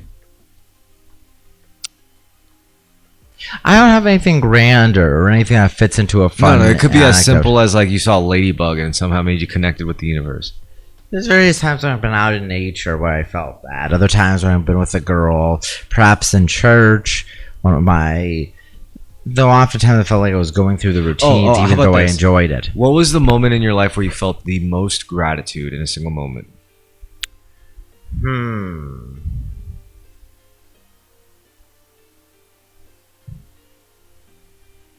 Like the most thankful you've ever felt about anything to anyone or anything. Recently, the most recent thing was when... I mean, throughout your whole life, like the most thankful you've ever felt. A friend giving me a bunch of money so I could all right, keep going. co-sign a lease would be, I don't know, there isn't that much to it. Just having found a perfect place. This was about a good 11 years ago back in Boston. And being a little bit short of money and a friend forwarding me a few thousand, which not only convinced my potential roommates it wasn't overly necessary, but the landlord as well, with me as a leaseholder. That was something I felt incredibly grateful to that friend for providing and never following up on. But I don't know, other than that, I've been grateful for friends, for family, for various other things where someone has benefited me. They're never as something that particularly sticks out or a particularly unique incident. I'm glad that you're able to grab ice quickly because I've thus far failed on 2 of your queries. When did you feel most grateful for in your life? When I won the first place in the sword tournament. That makes sense, yeah, because otherwise you're going to have to shave your head. Yeah. I felt really grateful for myself, if anything. Yeah. I felt grateful for my sensei too, for my teacher. Yeah. Having that real risk hanging over you really caused you to focus, mind, body, and spirit, on winning that. Well, it also, like, it wasn't just a confidence boost. It was like a realization of how much control I actually had over my I see, over your body, over yourself, over my fate. Yeah. Over my outcomes, my reality, you know? And how it really all does start with a thought. Yeah. And I think that's, like, that moment was really important because it made me, like, it released me and opened me up in ways where, like, suddenly I was open to like occult ideas and spirituality and the nature, like, who am I really? Yeah. Like, why do I feel so good about accomplishing? Like, what am I going to do after this? Who am I after this? You know, like, everyone was like messaging me that day too. They were like, yo, dude, I can't believe you fucking won. That was crazy. I was totally expecting you to fucking shave your head, you know? Yeah. And I was like, the more that happened, I was like, it forced me to ask myself, I was like, damn, you know, like, yeah, why? You know, how did this happen? Why did it happen? And it made me start like thinking about like manifestation. Yeah. Like the power to control your reality using power of will. It's a very interesting subject. Forgive me for making him boring again. Trump is a manifester in chief. Yes. He's someone who believes very strongly in the power Manly of P. Hall positive type thinking. Shit. He is what? Manly P. Hall type shit. Yeah. Oprah Winfrey and The Secret type shit. Yeah. What was the guy? Apparently he would. Norman Peele. Yeah. And then he would listen to that record like 500 times, probably more. I'm double checking out the name, but I think it's Norman Peele. Yeah. No, it's not boring at all. This is a great thing to segue into. So Donald Trump. Norman Vincent Peale. Donald Trump is liturgy man and author. Positive thinking. Donald Trump is a consummate manifester. Yeah. And now that this moment of him surviving that attempt is like I know what that feels like. Yeah, like the way his facial expression changed and he felt like he was light as a feather and invincible. Yeah. I know that feeling. He probably hasn't fully grasped it. I think we're actually thinking a little bit too early. Maybe he hasn't had a full shift due to it. Yeah, but I know that feeling. You know, I know because he had that dumbfounded look, like, you know, in front of like an applauding, adoring crowd, and it's like that's the feeling of victory, like true victory in the face of death. You know, in a way, whether it was like literal death or like some ego death or physical death or spiritual death or whatever. I mean, yeah, like he really beat the odds. He was just looking at a graph at the right time. And what's interesting is like he doesn't preach manifest. He doesn't talk about that shit ever. Like, but we know, he's of that ilk. Yeah, it's a very interesting dynamic. I like the fact. I mean, I don't ever want to be like Trump. Yeah, but I like the fact that someone so potent in this reality is also like clearly subscribed to the same thing that I kind of stumbled into and understood and utilized and understand. And I don't even know what to do with that. Like, do I want everybody? Yeah. I mean, I should stick to my guns, right? Because initially I always said I want everybody to be like this. I want everybody to tap into that. I want everybody to be able to manifest. But then that might create a pretty chaotic world, huh? Maybe it would. It probably would, wouldn't it? Everyone's having manifestations and counter manifestations. It would turn into literal psychic battles. Warfare, yeah.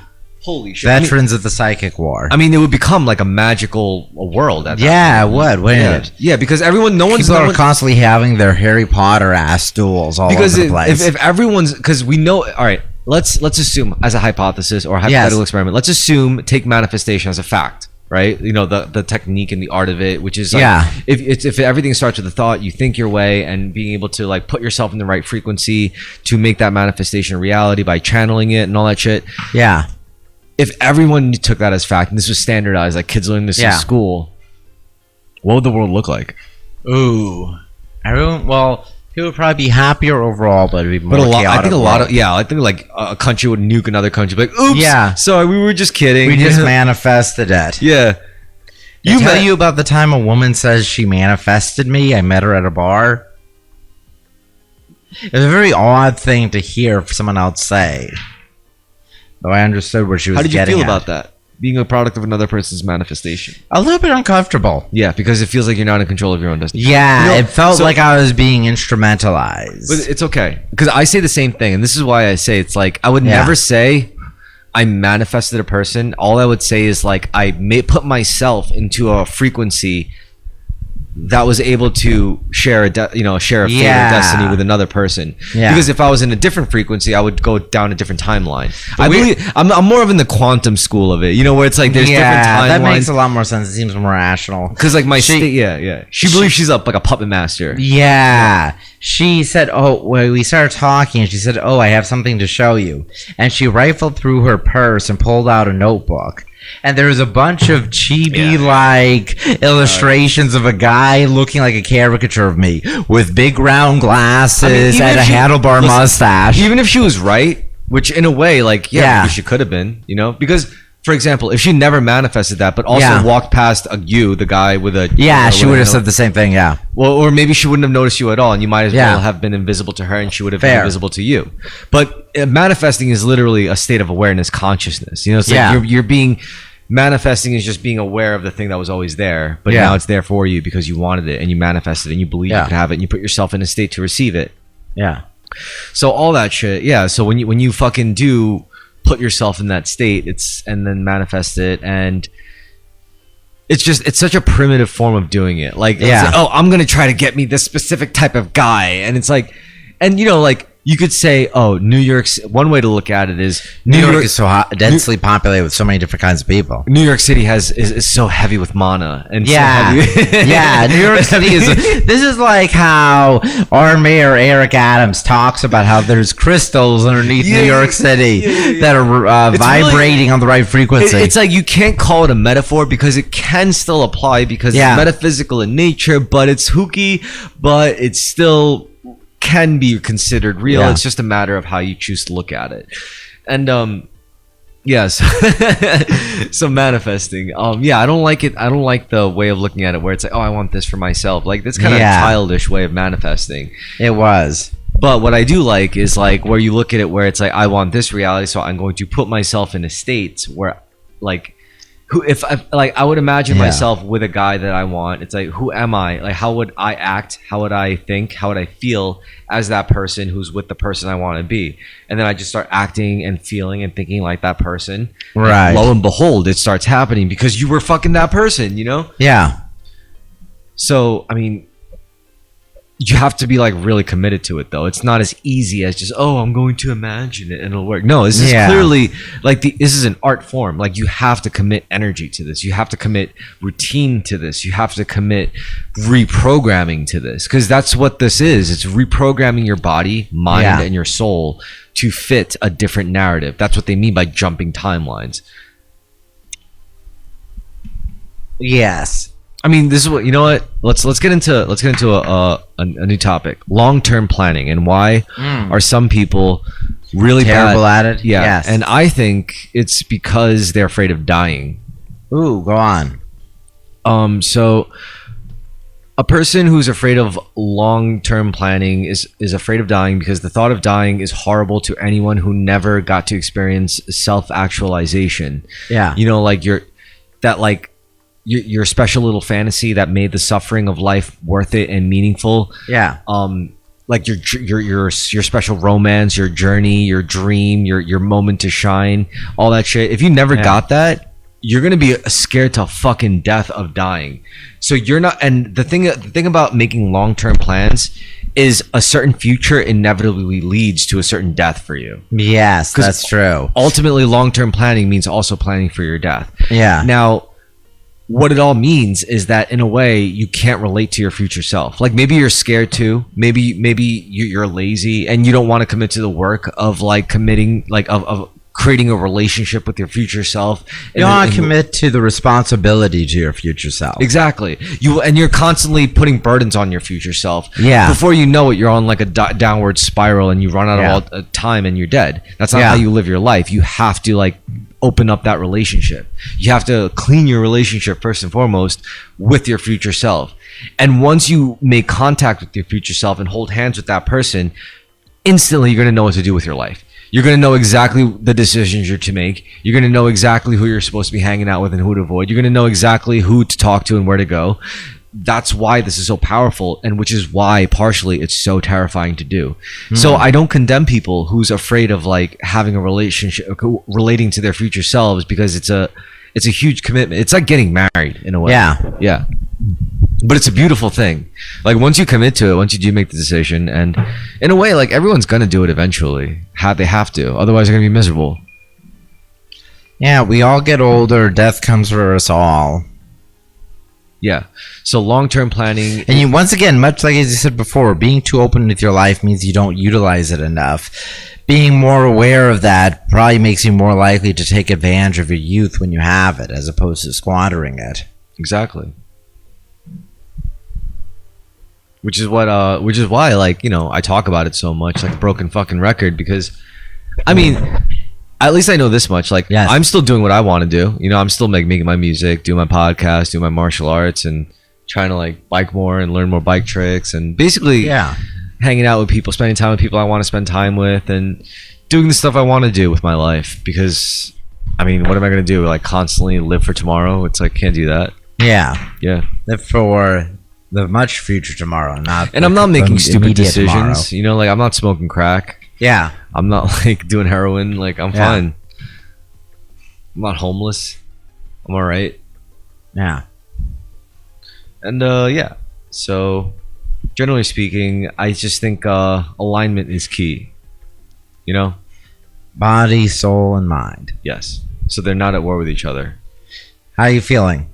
Me? Yeah. Pretty good. You know who I think about sometimes? Like Who? Like gender non-conforming people. Yeah. And what like all this. Yeah, I mean that's a big responsibility within our society is to think about gender non-conforming people. I mean, I'm just thinking like, do you become gender non-conforming if you're like spiritually aligned? Like, I know, curious. If you do, you're probably a very advanced shaman. But if you're a normie gender non-conforming, you are not spiritually aligned. no, you have to be like truly a shaman, which are very, very, Yes. very few and far between. Yeah. It's just like the retard and genius agreeing against the midwit meme. Holy shit. Where there are gender retards and gender geniuses who are non-conforming, and then a bunch of gender midwitists who are gender conforming. Yeah, that sounds about right. It's like the bell curve. Yes, it is a bell The curve. spiritual bell curve. Yeah. And this is The why. tail ends of gender conformity. So in a spiritual sense, like, you're right. You know, like there are some high level gender non-conforming people. Yeah. In the spirit, but there's also like on the opposite end of the spectrum. Yeah. And normies wouldn't engage in that in the first place. But that's what they want. They want normie versions of Yeah. them. That's what every extremist or fringe person wants, is normie versions of their views. Yes, yes. Well, it disseminates it, maybe you can profit from it, but yes. And Well, I do you can have an actual influence. I do profit from living in a world though of like aligned people. Yeah. I do benefit from that. Because I have better experiences with people who are. Yeah, you have similar interests, you're on a similar spiritual level of development, a similar emotional maturity. I mean, because if everyone's like that, the next steps become painfully obvious, and that's when like aliens would literally be like, Yeah. "All right, you're ready. You know, You're- like, you're ready for you're this, yeah. yeah." That's what we have to do. You know, like that's what they want. Yeah. They don't want us to technologically advance enough. They don't want us to politically advance enough, or they want us to spiritually evolve. That's really what the fucking aliens want from us. That's what they're pushing us to do. That's what they've always. Have been pushing us to It's do. my belief that they've been like the good aliens, at least, have been pushing Yeah. us to do this, and I think they've been doing a very, very weirdly good job at it. Like a Lately? not Or in general. in general, like in a not so obvious way, but I do think it's friction. I do think there is Yeah. a battle. I do think there are dark entities, alien, extraterrestrial, interdimensional, whatever. Extra-dimensional, extra-spiritual entities. And I do think they are positive. I think, Yeah. and I think they do have a vested interest in us, like very, Yeah. ranging from simplistic to very complex.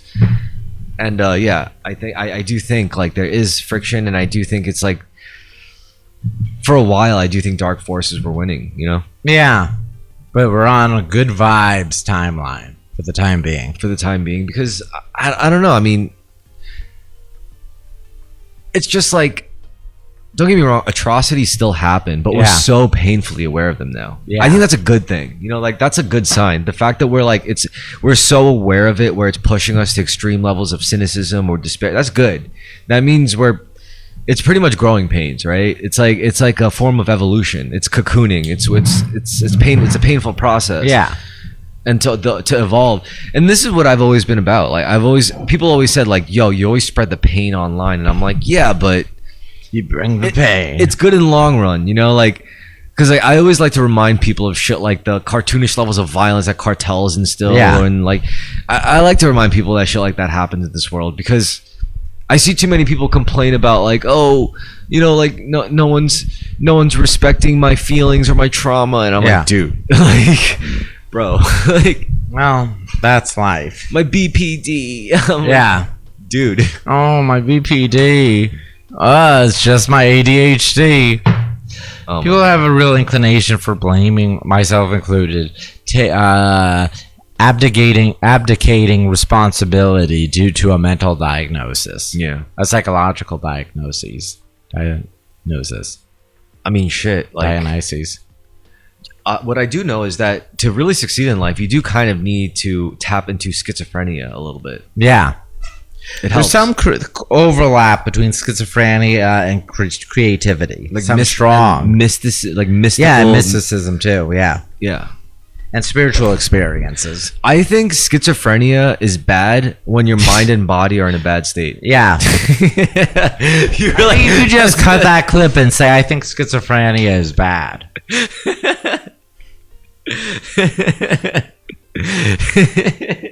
But I don't know. Maybe you want to just leave more open to that. I think schizophrenia is the outcome of when you tap into extra dimensional Forces. forces and energy, but your body and mind are not robust, properly aligned. Yeah. properly aligned or fortified. Yeah. Like if you're eating like shit and you're just like jacking off to porn and consuming like scat abuse, rape porn or whatever. Yeah. I don't know. Like that shit is gonna fuck you up mentally, and not doing anything physically is going to fuck you up physically. So spiritually, you got your cards stacked against you. You know, Yeah. it's fucked. Your system's all fucked up. And so when you tap into that, like it's gonna turn into like some demonic shit. It's gonna turn into, do you want to see some dark web content? And it's and you're gonna cave in, because by then you're like, so you're a fat slob who doesn't do anything. You consume too much porn, so you don't like yourself anymore. So you're like, yeah, well, fuck it, why not? Might as well go deeper. And that's when you become truly like Depraved. Yeah. However, when your body and mind are aligned and you do work out, and then you like read Nietzsche, You read philosophy, you try to expand your horizons. yeah, and all that shit, and you try to gain skills and all that shit, then you tap into that extra dimensional force. Then it's suddenly going to be more enriching. It's going to be more it's going to be more potent on the side of light. Damn, I used a lot of hot words in this episode. I really hope this. I know I used a lot of cool words. I hope I wasn't falling asleep too much. Oh no, but I think we had a good rapport this episode. Oh hells yeah! This is a great episode. We got to do your character origin story. Yeah, we got to talk about. We talked about some heavy shit. Yeah, yeah. We covered some fucked up shit. Honestly, we covered satanic Masonic rituals. We covered we covered how like reoccurring pedophilia thing. How like Epstein was like no Epstein's like saying no black chicks, and yeah, P Diddy and Drake are like taking all the black pussy. And now this Bobby Brown. Now there's a note that's leaked from Epstein where he's saying George Lucas, I can't turn George Lucas. There's no point trying to get him to come to the island. Oh my god. And you know what color George Lucas's wife is? What? He's married to a black woman. Really? Yeah. I thought he was married to a white woman. He was when he made Star Wars. Okay, because she was the one that edited. Yes. The film, The new woman isn't. Oh, okay. Is the new woman cool? Yeah, I don't think she's contribute. Well, he's not doing anything. Oh, but she wasn't invited to the island. That's why he wasn't invited to the island. Well, but Will Smith was invited though. Well, he's a different kind of guy than George Lucas. Is he now? Yeah. Chris Tucker was, or a guy with the same name as Chris Tucker. What about? I think it was confirmed that it was not the actor Chris Tucker. What about Chris Rock? I don't know about Chris Rock. Hillary? Yeah, Bill Clinton for sure. That's well known. Yeah. Well, I think like that's just one guy. Like I think there was a lot of there's a lot of Epstein-like fellows. Shit, that's scary to think about. Yeah. Just like imagine if they have like a club they all hang out in. The Merchants of the Sex Trafficker Club. Yeah. Sex Trafficker Club. Merchants of Sex. Yeah. Damn. The Lolly Club. You got the guy who does the internet business. You got the guy who does the printing business. You got the guy who does the DVD market. Stephen Hawking was on Epstein's Island. Oh my god.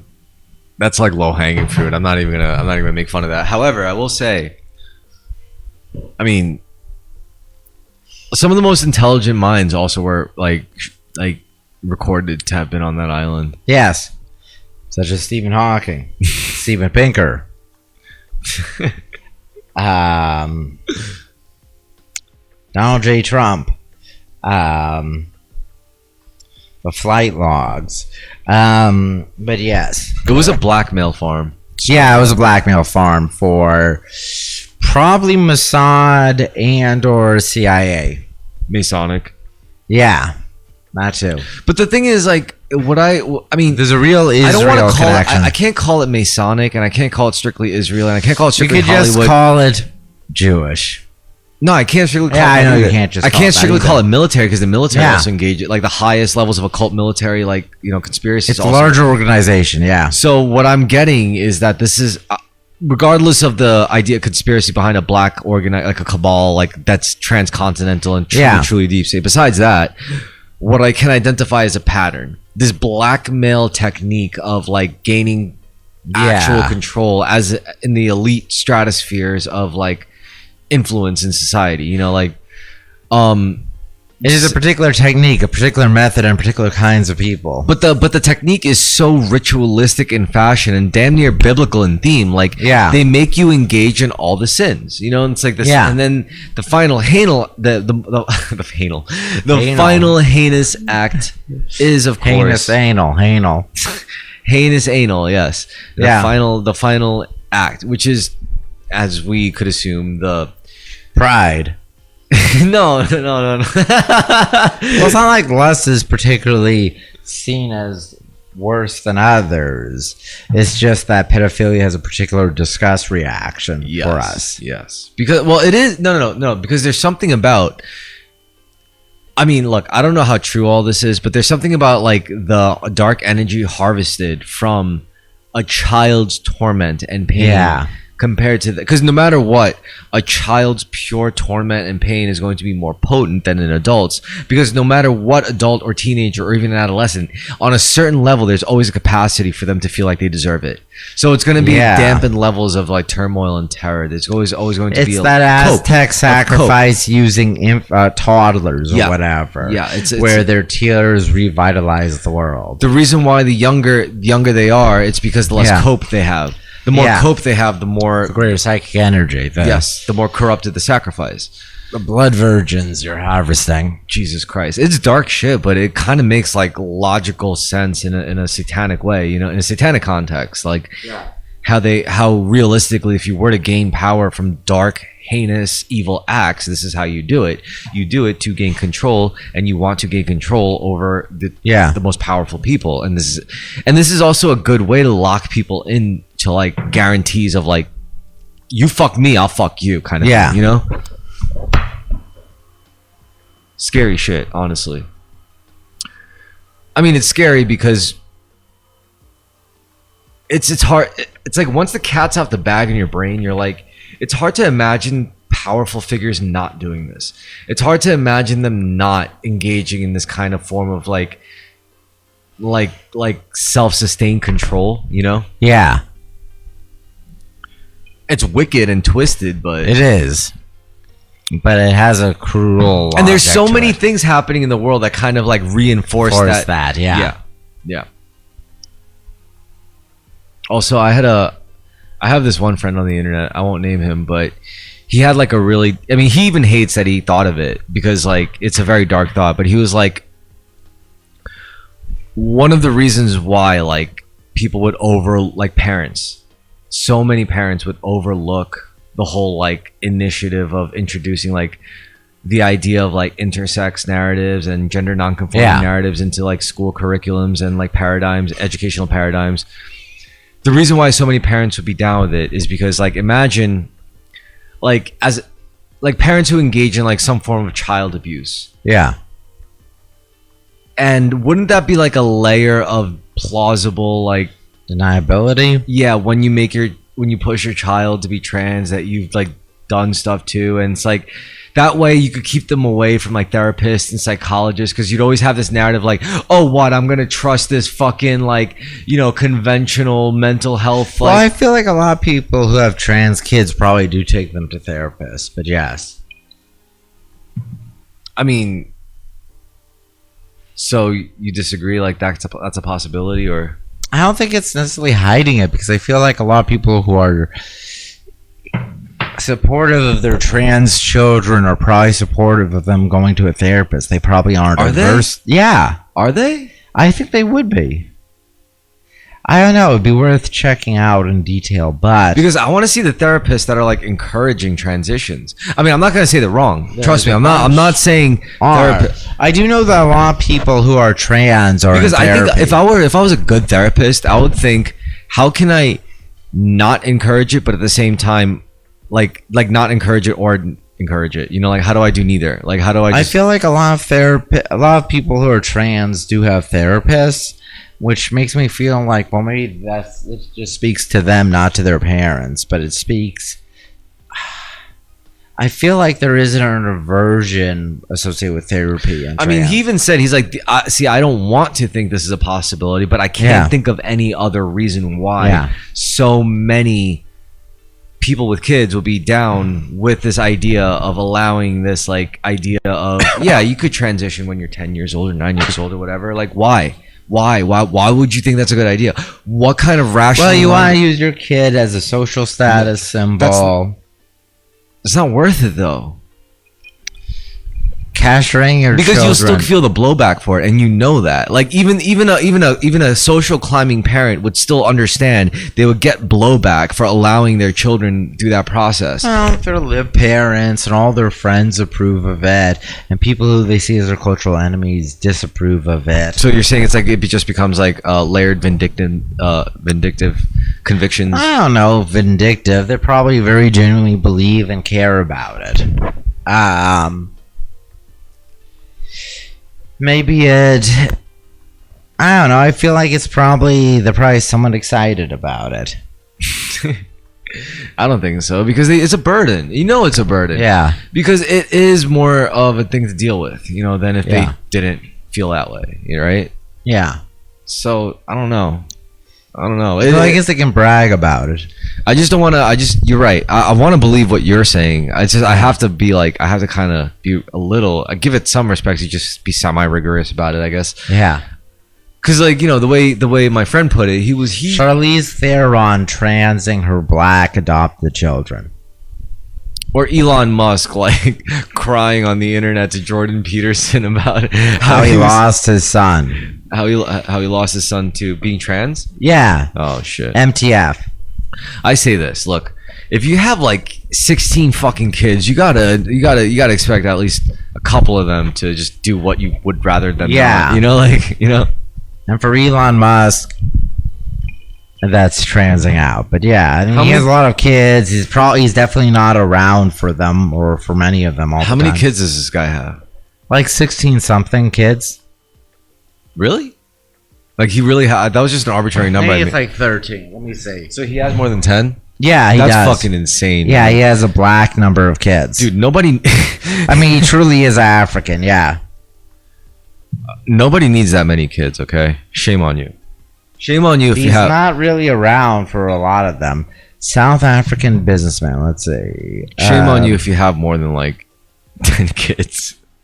You don't need that many kids, you fucking crazy 12 children. Oh my god. What a degenerate, honestly. Spouses Justine Wilson, Tallulah Riley Grimes.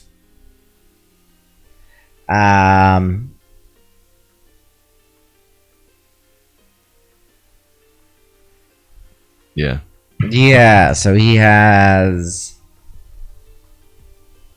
relatives Kimball Musk, Tosca Musk, Lyndon Reeve. Mother May Russ. Musk. Okay. What kind of useful information could we relay to our audience before we wrap this up? Let's see. I will say... I don't know. I will say align yourself in mind, body, and soul. Definitely important. And be mindful of consuming porn. Try not to consume porn. That's like spiritual detritus. I would say stop drinking, but I'm drinking. We're both drinking. Yeah, we're pretty. So I can't say that. I would say, engage in like a fun physical activity, like get a bicycle. Like maybe better yet, build a bicycle. That learn how to build something. That's always good. Yeah, and then learn how to ride it, and then you could just like get good exercise.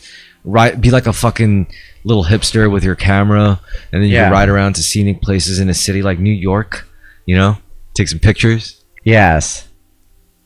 I really want us to do that, Carmen. I want us to ride bikes. We should. We will. For real. Wait, I want us to be like at least 11 surviving children. I want us to be like Jean-Luc Picard and Gandalf the Grey. You know? Yeah. You know what I'm talking about? Like Jean-Luc. What's the actor's name? Oh, Patrick Stewart and Ian McKellen. Yeah, I want that to be us. That's a good role, being friends deep into old age. I agree, and we will. Yeah. Cheers to that, man. Yeah. I'm gonna be like the Patrick Stewart, and you'll be like the Ian McKellen. Mm. Yeah. Ian McKellen. Yeah. Yeah. Yeah, Ian McKellen. Yep. I'll be. Yeah, that's totally how this is gonna work out. Oh my god, such a heavy burden to be the two gentlemen of the decade of the age. Yeah. We're gonna have to deal with a lot of stuff. We're gonna have to deal with 4 more years of Donald Trump. Or Kamala Harris. Donald Trump. It's gonna be Donald. Yeah, I think it's Donald Trump. It better be Donald Trump. I mean, and I will say the next few months they found enough ways to get the news cycle interesting again. it's not that I want Donald Trump necessarily. It's just more thematically correct. Yeah. It makes it tells narratively it's better. Yeah, we don't even care about the like actual fallout of any of this. We just want to tell a good show, make a good show, like a good soap opera. You know, it has to be Donald Trump. Like it has to be because he survived the assassination attempt. You know what you got to do? You got to look at it like WWE. Yeah, you know, you got to look at it like wrestling. This is his Return of the Jedi. Yeah, this is his like third act return. Yeah, this is his shot at the heavyweight title, like Rocky. Yeah. This is his moment to get that title back after he lost it in the last movie. Dun, dun, dun. Yeah. What a great score. Yeah. Fucking Rocky, bro. Yeah, that's Donald Trump. Donald Trump is definitely tapping into his Rocky energy. He needs to make his comeback. Yeah. Yeah. And then after Donald Trump, he better step down, because if Donald Trump tries to run again, oh boy, we are in for some very, very dark ass times. He would have to repeal. He probably wants a good reason to be out, and 2 terms probably gives him a good reason to be out. He better get out. If he doesn't get out, like he's gonna be so fucking old. Everyone's gonna turn on him too. Everyone's gonna it's gonna be civil war, honestly. However, once his next second term is up, and if he does step down like he ought to, we would get AOC, baby. Yeah, AOC. We talked about this before. That the natural path should be Donald Trump than AOC. I would love a New York native like AOC to become. Yeah. Yo, New York City would be so based if it got Donald Trump and then AOC twice. That would be sick. It would. This is a real huge achievement for New York. It makes up for Hillary. Yeah, it does. Honestly. Well, she just moved here anyway. Yeah, she was just a senator, I guess. Yeah. Welcome to New York, New York. Yeah. However, if AOC gets into it, Dan, can she do it though? You think she can? Yeah, I think in 4 years she can. Yeah, for sure. You know what's gonna happen? It's either. Wait, who did Kamala attack for vice president? No idea yet. People are speculating on these Southern Democrats, but we don't really know who. There's no one announced yet.